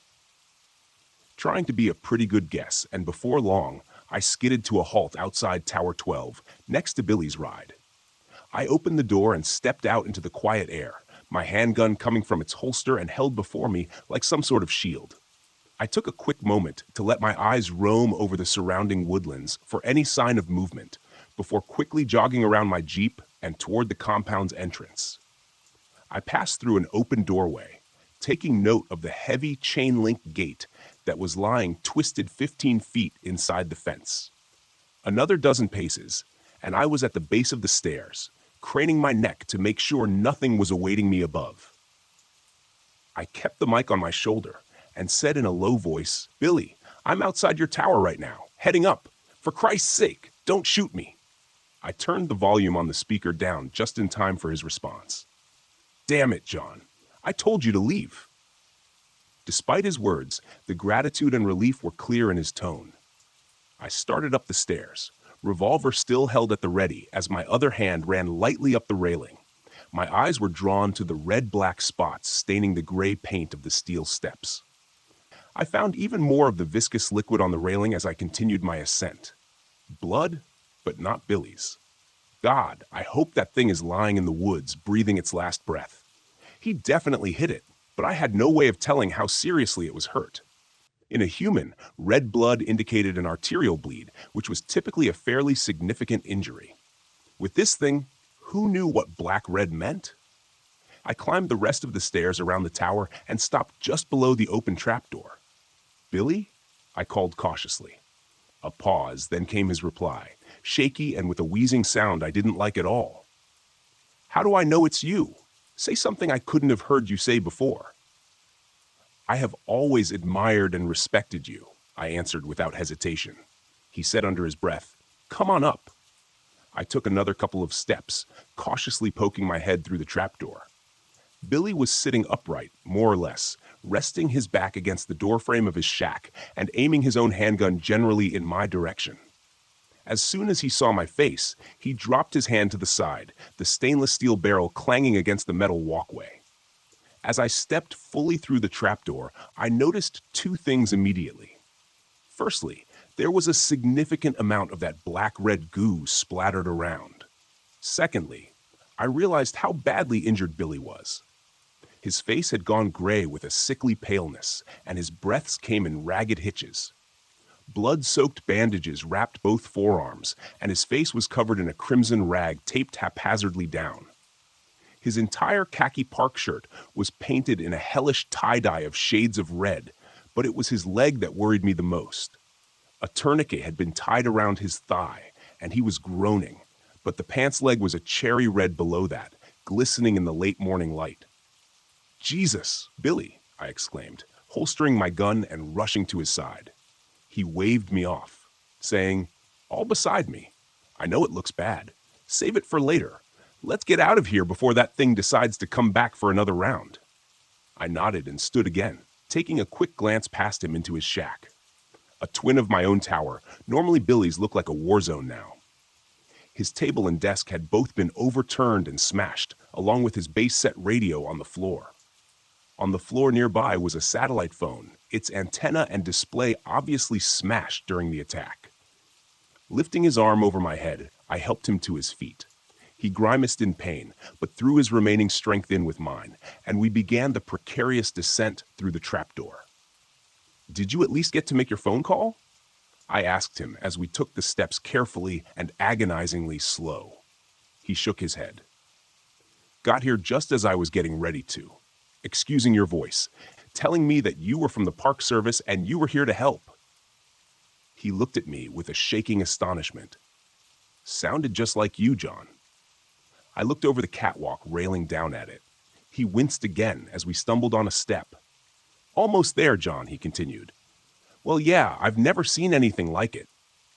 I shook my head as we reached the bottom step and moved onto the rain-soaked ground. I grunted with exertion. "Save it, Billy. We've got a long ride ahead of us. Plenty of time for that later." He just nodded as I maneuvered him and ran to the passenger side of the Jeep and helped him climb in. Once he was in, I hurried back around to the driver's side door, got in, started the engine, and pulled the door closed behind me. Throwing it into reverse, I felt the wheels break loose as I stepped on the gas with a bit too much enthusiasm. I swung the 4x4 around and put it into drive, pointing it back toward my tower and beyond. Safety. I only had a heartbeat's warning from Billy before I saw it barreling from the underbrush at us. It threw itself, a great mass, crashing into the side of the Jeep, and Billy scrambled to get away from it, damn near climbing over the center console in the process and knocking my hands off the wheel. In a panic, the Jeep swung wildly left, and I stomped down on the brakes to avoid slamming into the trees. One of the front wheels dipped off the road, and the steel bumper crashed through a small cluster of oak saplings, halting us abruptly. The engine stalled, and everything went silent in that moment as we froze. My breath hitched in my lungs, and my eyes widened in shock as I laid eyes upon the abomination for the first time. My first impression was that it was much larger than I had thought, but the nightmare visage before me eclipsed such a pedestrian observation. The thing stood in the middle of the trail, still shaking its head as if trying to recover its senses after the collision with a 2-ton vehicle. It looked vaguely humanoid in a sense, but it walked on 4 limbs, clearly proportioned to such a task. It was hairless, and its mottled pink-gray skin stretched taut over muscles, bones, and odd, unidentifiable bulges. The limbs seemed to have joints that bent in all the wrong directions and ended in what had been claws, but instead of the distinctive keratin-composed sharp nails that seemed so familiar in the natural world, these seemed to be extensions of the creature's skeletal structure, protruding painfully through its veiny, translucent hide. The worst of all was the bulbous and disproportionately large head, topped with an oddly gaunt-appearing neck. It was oblong and reminded me of the shape of a feline's skull. Its mouth seemed a jagged tear across its face, with ill-fitting and chaotically positioned teeth that didn't seem to allow the mouth to close properly. I couldn't see any eyes, but where they should have been, instead, there were 2 bulbous and cyst-like organs, seemingly bulging and flattening in a slow rhythm as if bladders were filling with air or liquid. I reeled back in revulsion as it turned its sightless head in our direction, searchingly. Flaps of skin on either side of its malformed snout opened slowly, like some obscene blossom composed of milky gray bat wings, and I had the sense that it was using them to try to somehow locate us. It was then I saw where Billy's shot had struck the creature in the face. One of the snout flaps was nearly completely severed, hanging limply in contrast to its sibling.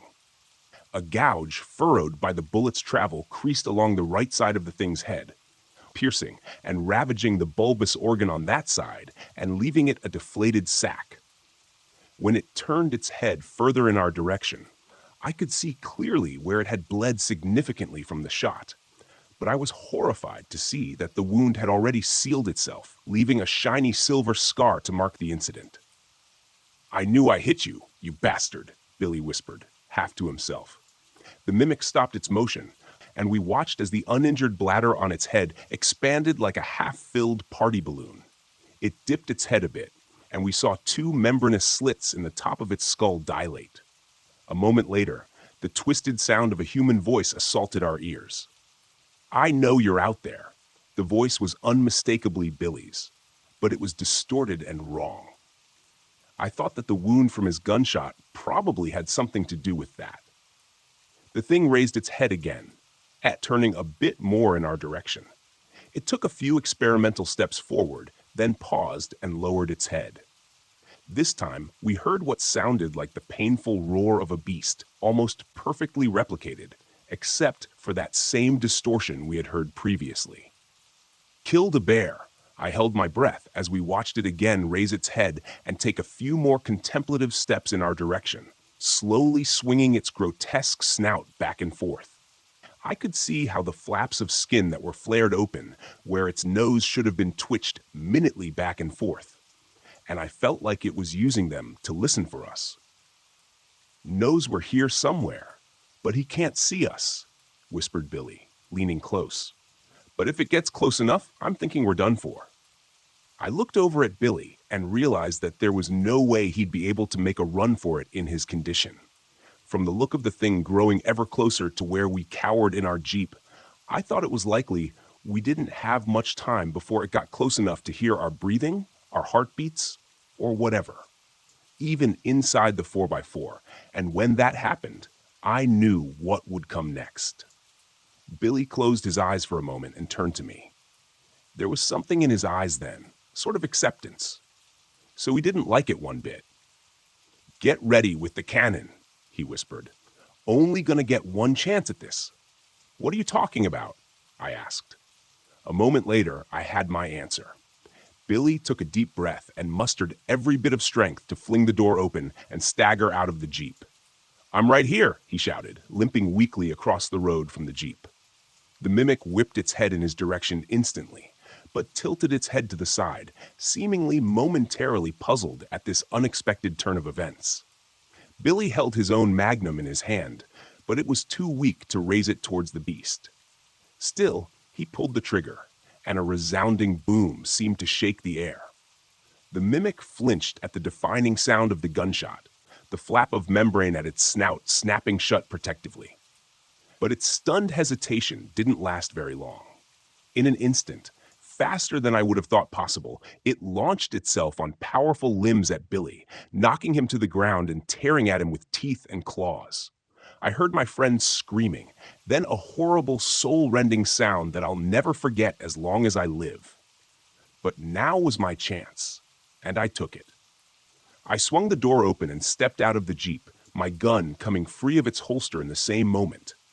The creature was preoccupied with what was left of Billy, but as soon as I brought the gun up and thumbed back the hammer, its head swung around at me. It crouched like a compressed spring, preparing to launch, but I was quicker. The report of the gunshot was incredible, and the recoil from the powerful round rocked my wrist back painfully. The beast staggered, and I saw a burst of blood and tissue explode from a wound where its shoulder met its neck. It howled an otherworldly cry, sounding like a bedlam mixture of man and beast. But though the wound seemed terrible, it tried once again to throw itself at me. I was set on my course, though, and took step after step toward the creature, pulling the trigger again and again until the gun ran dry. All I was left with was the clicking of the hammer and a high-pitched ringing in my ears.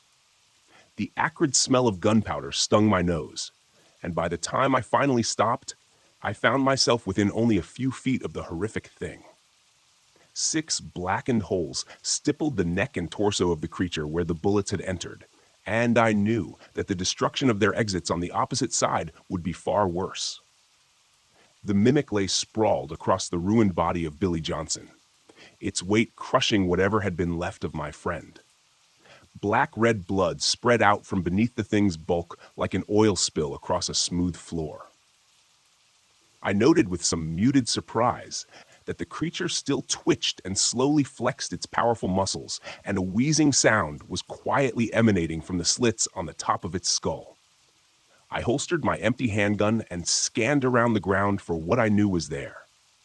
A moment later, I spotted it. Billy's own magnum, lying half buried in the muck where it had been torn from its grip under the weight of the monster. I snatched it up and shook it clear of most of the mud and grass. Opening the cylinder, I saw that only one unfired round remained. That was enough, though. I approached the horror before me without apprehension or pause, my eyes focused on this thing that had caused so much pain and terror. I thumbed the hammer back and placed the muzzle against the mimic's head, which still convulsed with some small remaining life. I didn't know if it would be able to heal from the wounds I had already inflicted.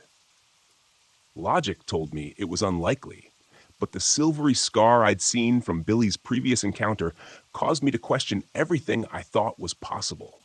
I felt the tremors from the creature vibrate through the gun as the barrel rested against its skull, right between where its eyes should have been. I tensed my finger on the cold steel of the trigger, and the crack of the gunshot echoed throughout the forest. It was done. But even as I walked back numbly to the Jeep and restarted the engine, I wondered if that was true.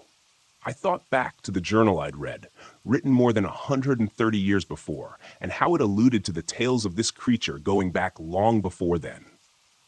As I drove the Jeep along the rough and winding service road, I wondered at the possibility that what we encountered was the only one of its kind. That the same beast had somehow terrorized cultures separated from each other by great time and distance, spawning the legends that the author of the journal and his companions pursued. It didn't seem likely. And now the door was open.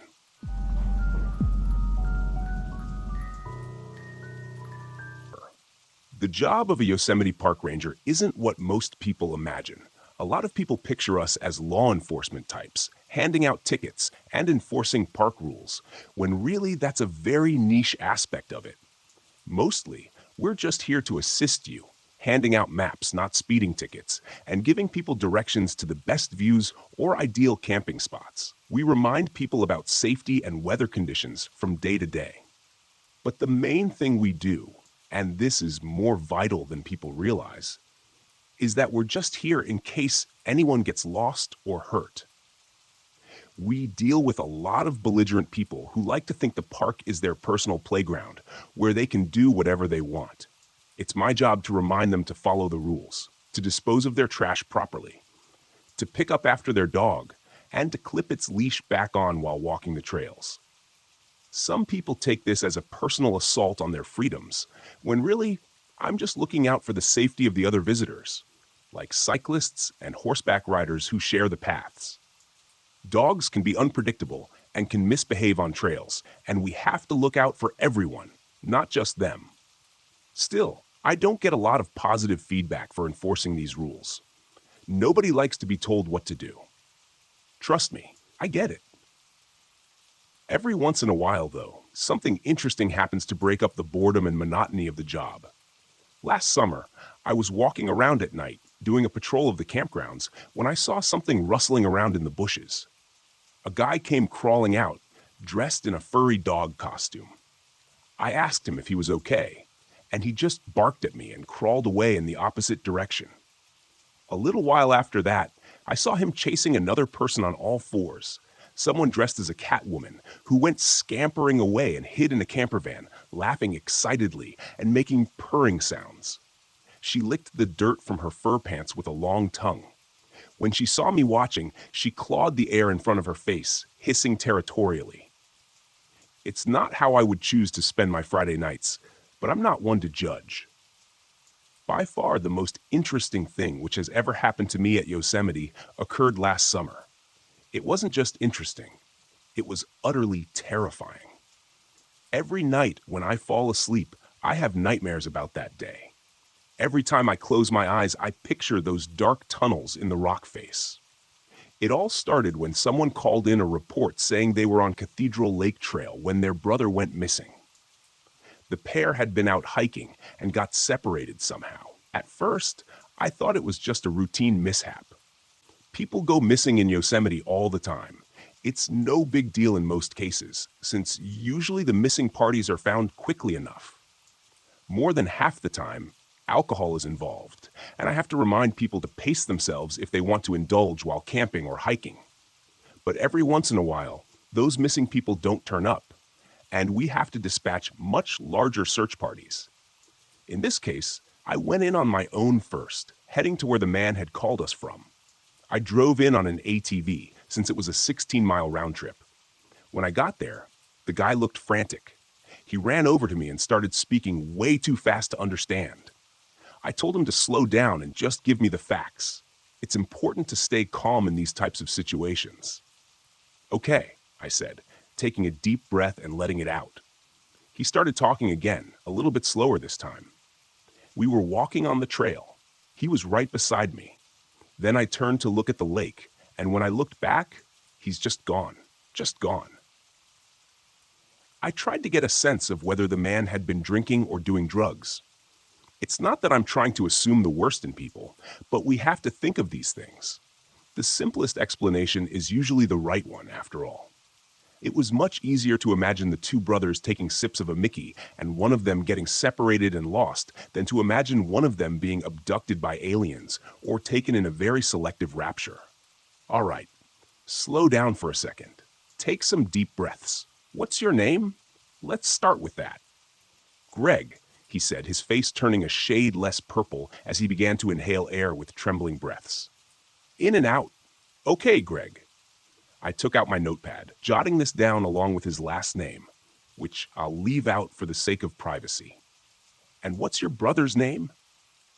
Dave, he said, sniffling as if he'd been crying recently.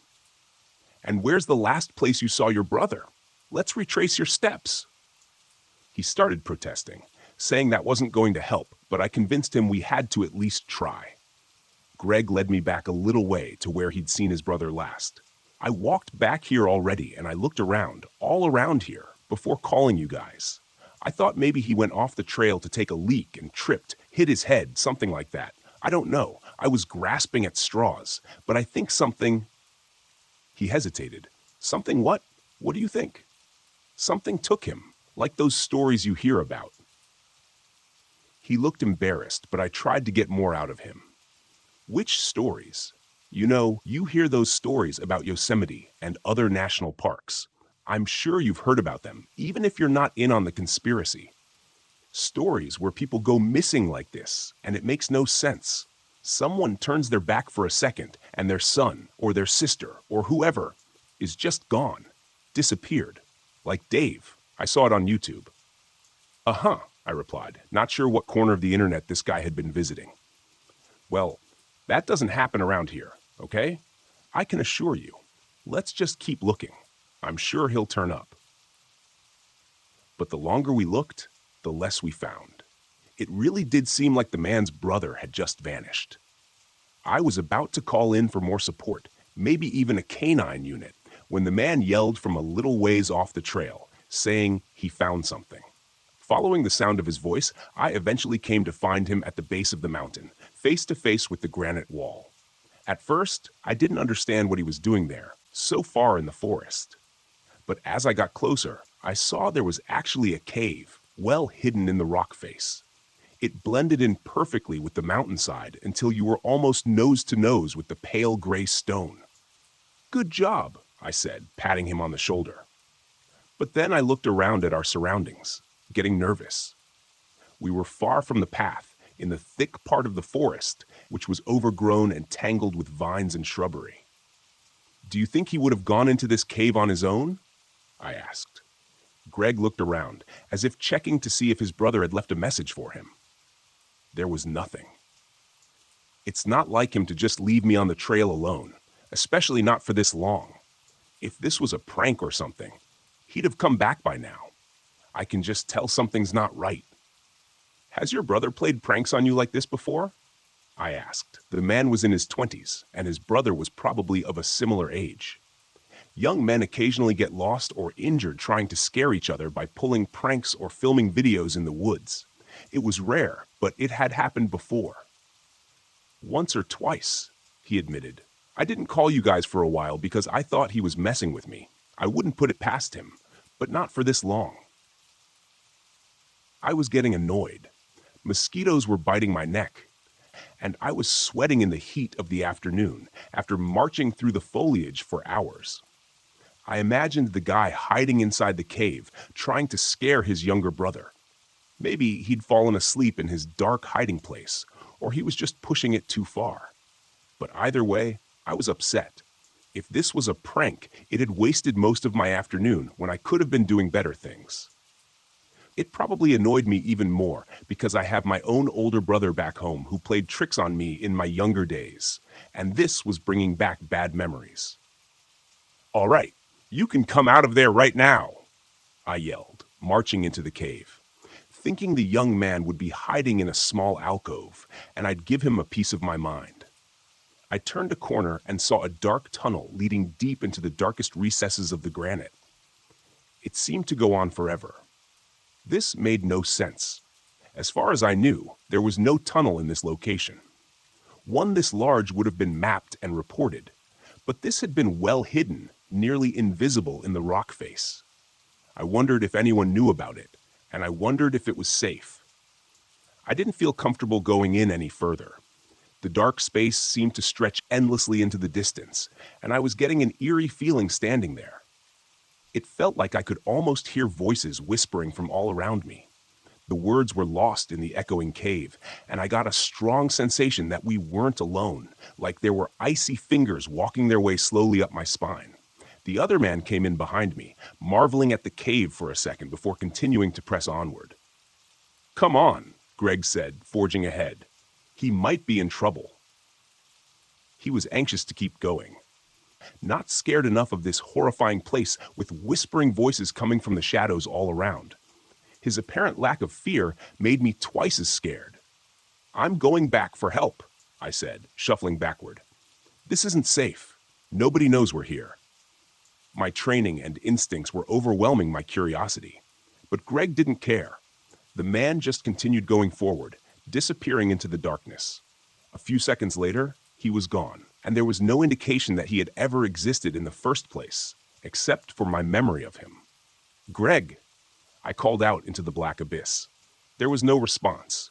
He might as well have been a ghost.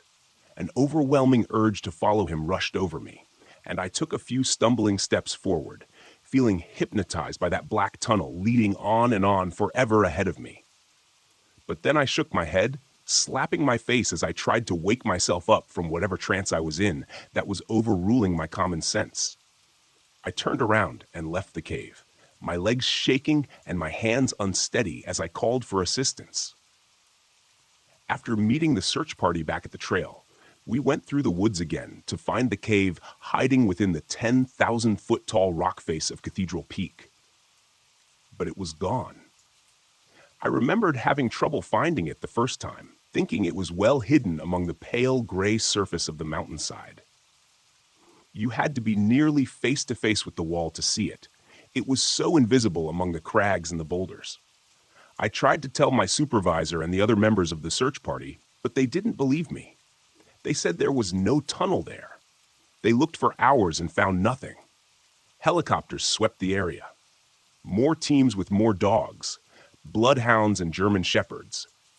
But nothing was turned up. There was no trace of anyone having been out there. Except for me. Except for me, dumbfounded for the rest of the week, and for the rest of the summer, I couldn't focus on anything. My mind kept going back to that conversation I'd had with the man on the trail named Greg. The man who lost his brother and then disappeared into a cave that didn't exist. More and more, I began to wonder what would have happened if I'd followed after him. It took a full year for me to build up the courage to go back out to that exact same spot again. It happened to be on the same date, around the same time of day. Only this time, I wasn't on duty. It was my weekend off, so I had plenty of time to comb the area for clues. My backpack was full of provisions, and I had enough to last for a night or two in the woods. Maybe longer, if necessary. Somehow, I knew. I just had a feeling. If I went back on that day and at that time, it would be there, the cave that didn't exist. Cathedral Peak loomed above me, getting larger as I made my way through the forest, moving toward it. The gray clouds above were shrouding the sun in darkness, while the thickening canopy blocked any remaining light from overhead. A chill ran through me, causing me to shiver involuntarily as I laid my eyes on the black hole in the rock face, so plain, clear to see now. Taking a step forward, I found myself standing right in front of it, and I reached out my hands to feel the outline of the entryway, as if to confirm it was real. I took a deep breath, like a diver about to submerge, and went inside. The air was cold and damp, with a strange coppery smell. My flashlight was on my belt, and I grabbed it, but decided not to turn it on. I was getting a strange feeling, like I was in an unsafe place and needed to stay silent, hidden. There was a sound coming from up ahead. I couldn't place it. It was like a slurping, chewing sound, like someone tearing meat from bones with their teeth. As I went deeper and deeper into the tunnel, the air became colder, so damp. I felt droplets of water running down my face, into my eyes. A trickle of light was filtering in from somewhere as well, causing the cavern to faintly glow in places. The air seemed to shimmer and dance in front of my eyes. As I went deeper and deeper, feeling entranced as I stumbled along in the shadows, I realized there was something wrong with me, as if I had been drugged. But strangely, I no longer cared. In fact, I found the sensation quite pleasant. But then I was abruptly awoken from my daydream as I came around a corner and saw the horror unfolding within the guts of Cathedral Peak. I can't possibly explain what I saw down there, and the shadows obscured most of it, drenching the monstrous creature in darkness. The impression I got was of something like an octopus or squid, crossbred with some oversized plant or dark fungus of some sort, sucking and slurping, chewing and crunching something between its teeth. After a few moments of inspection, I realized it was a person's face that was being eaten, as the details could just barely be seen in the dim light of the cave. Skin was being stripped from its cheeks, the eyelids ripped off, the lips peeled back and slurped up like noodles. Tentacles like tangled vines were slithering and sliding across the pale gray stone floor all around me. At first, I thought it was mud beneath my feet, but when I came fully to my senses, I realized it was blood mingling and mixing with the dust beneath my feet, creating a dark, toxic red slurry which sucked at my boot heels. There were tentacle vine things everywhere. I realized with numb shock my feet were actually stepping on some of them, and I was amazed the creature hadn't noticed me yet, if it was a part of them. But it was obviously caught up with whatever meal it was currently ingesting. Feeling very glad I hadn't turned on my flashlight, I began to back away very slowly, my boots crunching across the writhing tentacles. A sick knot in my stomach was rising up and threatening to make me puke, fear and revulsion twisting my gut. My mind was spinning, and my thoughts were racing. Understanding there was a very good chance I would never leave this place, I tried desperately not to step on any more of the squirming, writhing tentacles which moved and twisted on the floor of the cave, soaking and basking in the blood which had been spilled everywhere like pigs rolling happily in the mud. There's no possible way there could be so much of it, I thought. No one person has this much blood inside them. This is like a flowing river. And then I saw the others. They were hanging, suspended from the ceiling, from the walls, from everywhere, amidst the purple vine tentacles. They breathed in and out, still being kept alive, but just barely. Dozens of them were strung up and down the length of the cave, their chests rising and falling with weak breaths, but none of them opening their eyes or speaking. It was like they were sleeping. After a few long moments of searching, I found him, Greg, the hiker from the trail, who was looking for his brother. He was hanging upside down from the wall just beside me, his eyes closed. Parts of him were missing, a piece of his cheek, part of his hand. The wounds were slowly healing. The creature, whatever it was, kept its victims alive down there. I realized it was ingesting them slowly, perhaps even using other pieces of its victims as nutrients to feed the ones who were dying of starvation, like an otherworldly pyramid scheme built of blood and human remains. Tucking that mental image away, I grabbed Greg's shoulder, hoping to wake him up quietly. His eyes shot open a second after I touched him, revealing only the whites, and he began to screech. And I don't mean screeching like he was screaming out of fear or pain or anything like that. This was an inhuman alarm cry, which signified to me immediately that there was no shred of humanity left in him. He was now a part of the hive mind of this creature and its tentacle army. As his head turned on a swivel, I saw smaller tentacles were wrapped around him, going into his brain, into his neck, invading his ears and eyes, and drilled into his spinal column as well. I screamed involuntarily seeing these details and heard the creature in the tunnel as it recognized my presence. It wasn't fast, whatever it was, but it was huge, and I was in its home. The cave shook around me, dust and pebbles falling from the stone ceiling. As I backed away from the hiker and he continued to shriek, beneath my feet, the vines were suddenly moving quickly, sliding around so I couldn't find my balance, whipping back and forth. As soon as my shoes found purchase on the stone floor beneath me, I began to run. The tunnel was alive all around me now, the vines twisting and bending toward me, reaching out like greedy hands trying to grab me as I raced past. Looking over my shoulder, I saw the amorphous creature's central girth was finding its way through the cave and was moving my way, a lot faster now than I would have thought possible. But then again, I wouldn't have thought any of this was possible before living it. The light of the entryway was just up ahead, and I could smell the fresh air. I could see the sun. And then my feet suddenly slipped, as if someone had pulled a rug out from under me, and I went crashing to the ground, face first. My jaw closed hard and I bit my tongue, causing it to bleed, the taste of copper filling my mouth. A second later, I tried to get to my feet. The mental image of those poor trapped people could be seen clearly in my mind's eye. Thinking back, I think the creature, whatever it was, needed us to be unsuspecting. If we were aware of what it was doing, its hypnosis wouldn't work. It was like a chemical it released to cause people to want to explore the cave, like a pheromone that insects use to communicate. Only it was geared toward people. But it didn't work well if you knew about it, and if you understood what the creature's purpose was. Still, it released more of that pheromone, or whatever chemical it was using to lure people in. And I actually felt my legs grow a little heavier. My eyelids, too. There was a powerful urge to rest now, and it felt like I had just worked 3 night shifts and really needed to sleep. But then the wave of hypnosis passed, and I felt the rumbling of the ground beneath me. That broke me from my trance again and caused me to scramble to my feet from the cave floor and run. As I neared the cave entrance and sprinted toward it, leaving my backpack far behind in an effort to lighten the load, I saw the rocks were actually closing in, narrowing the gap. The entryway was shrinking. Somehow, it was the vines. I realized they were what was camouflaging the entrance, their color changing to match the pale gray stone. I picked up my pace, the twisting forms beneath me making it even more difficult. I didn't dare risk a glance over my shoulder, feeling the rumbling of the floor and knowing the bulk of the creature was just behind me, closing in.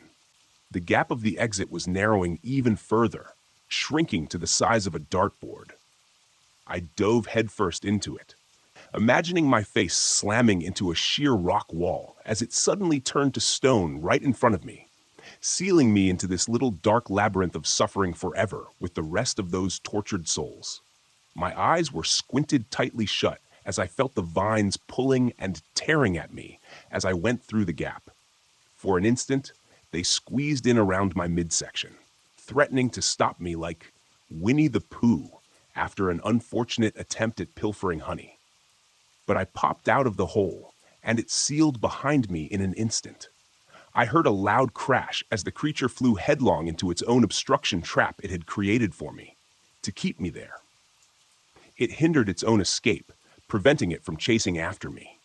I could hear it thrashing and clawing at the vines, desperate for more flesh to sustain itself. Whatever it was growing too large even for its own control. Left alone to feed in the heart of the mountain, the creature would eventually destroy itself, would consume its own flesh to sate its monstrous hunger, like a snake eating its own tail. I had a very strong suspicion that was true. With that very specific idea in mind, I wandered back to my car. It was easier now, without the backpack and all the gear. But the walk back out to the cave would be harder. There would be lots to carry next time. After a trip to the hardware store, I went back out to the trail. It was nighttime now, and the place was abandoned. I borrowed one of the Ranger ATVs and took my supplies out to the spot where the cave had been. After bringing a few buckets of water from the lake, I began my work. Since I had marked the cave, it was easy to find again, and I began laying down the fast-drying cement on the mountain face. As park rangers, our job is actually to stop people from vandalizing mountains in this way. But I got the feeling Mother Nature would forgive me. It was my job to protect this place, after all, to protect the people who visited here. And nothing could protect people from this thing. It was best to seal it away forever, to let it slowly consume itself. Without a fresh supply of hikers, it would eventually run out of calories. It would eventually expire. It was only a matter of time.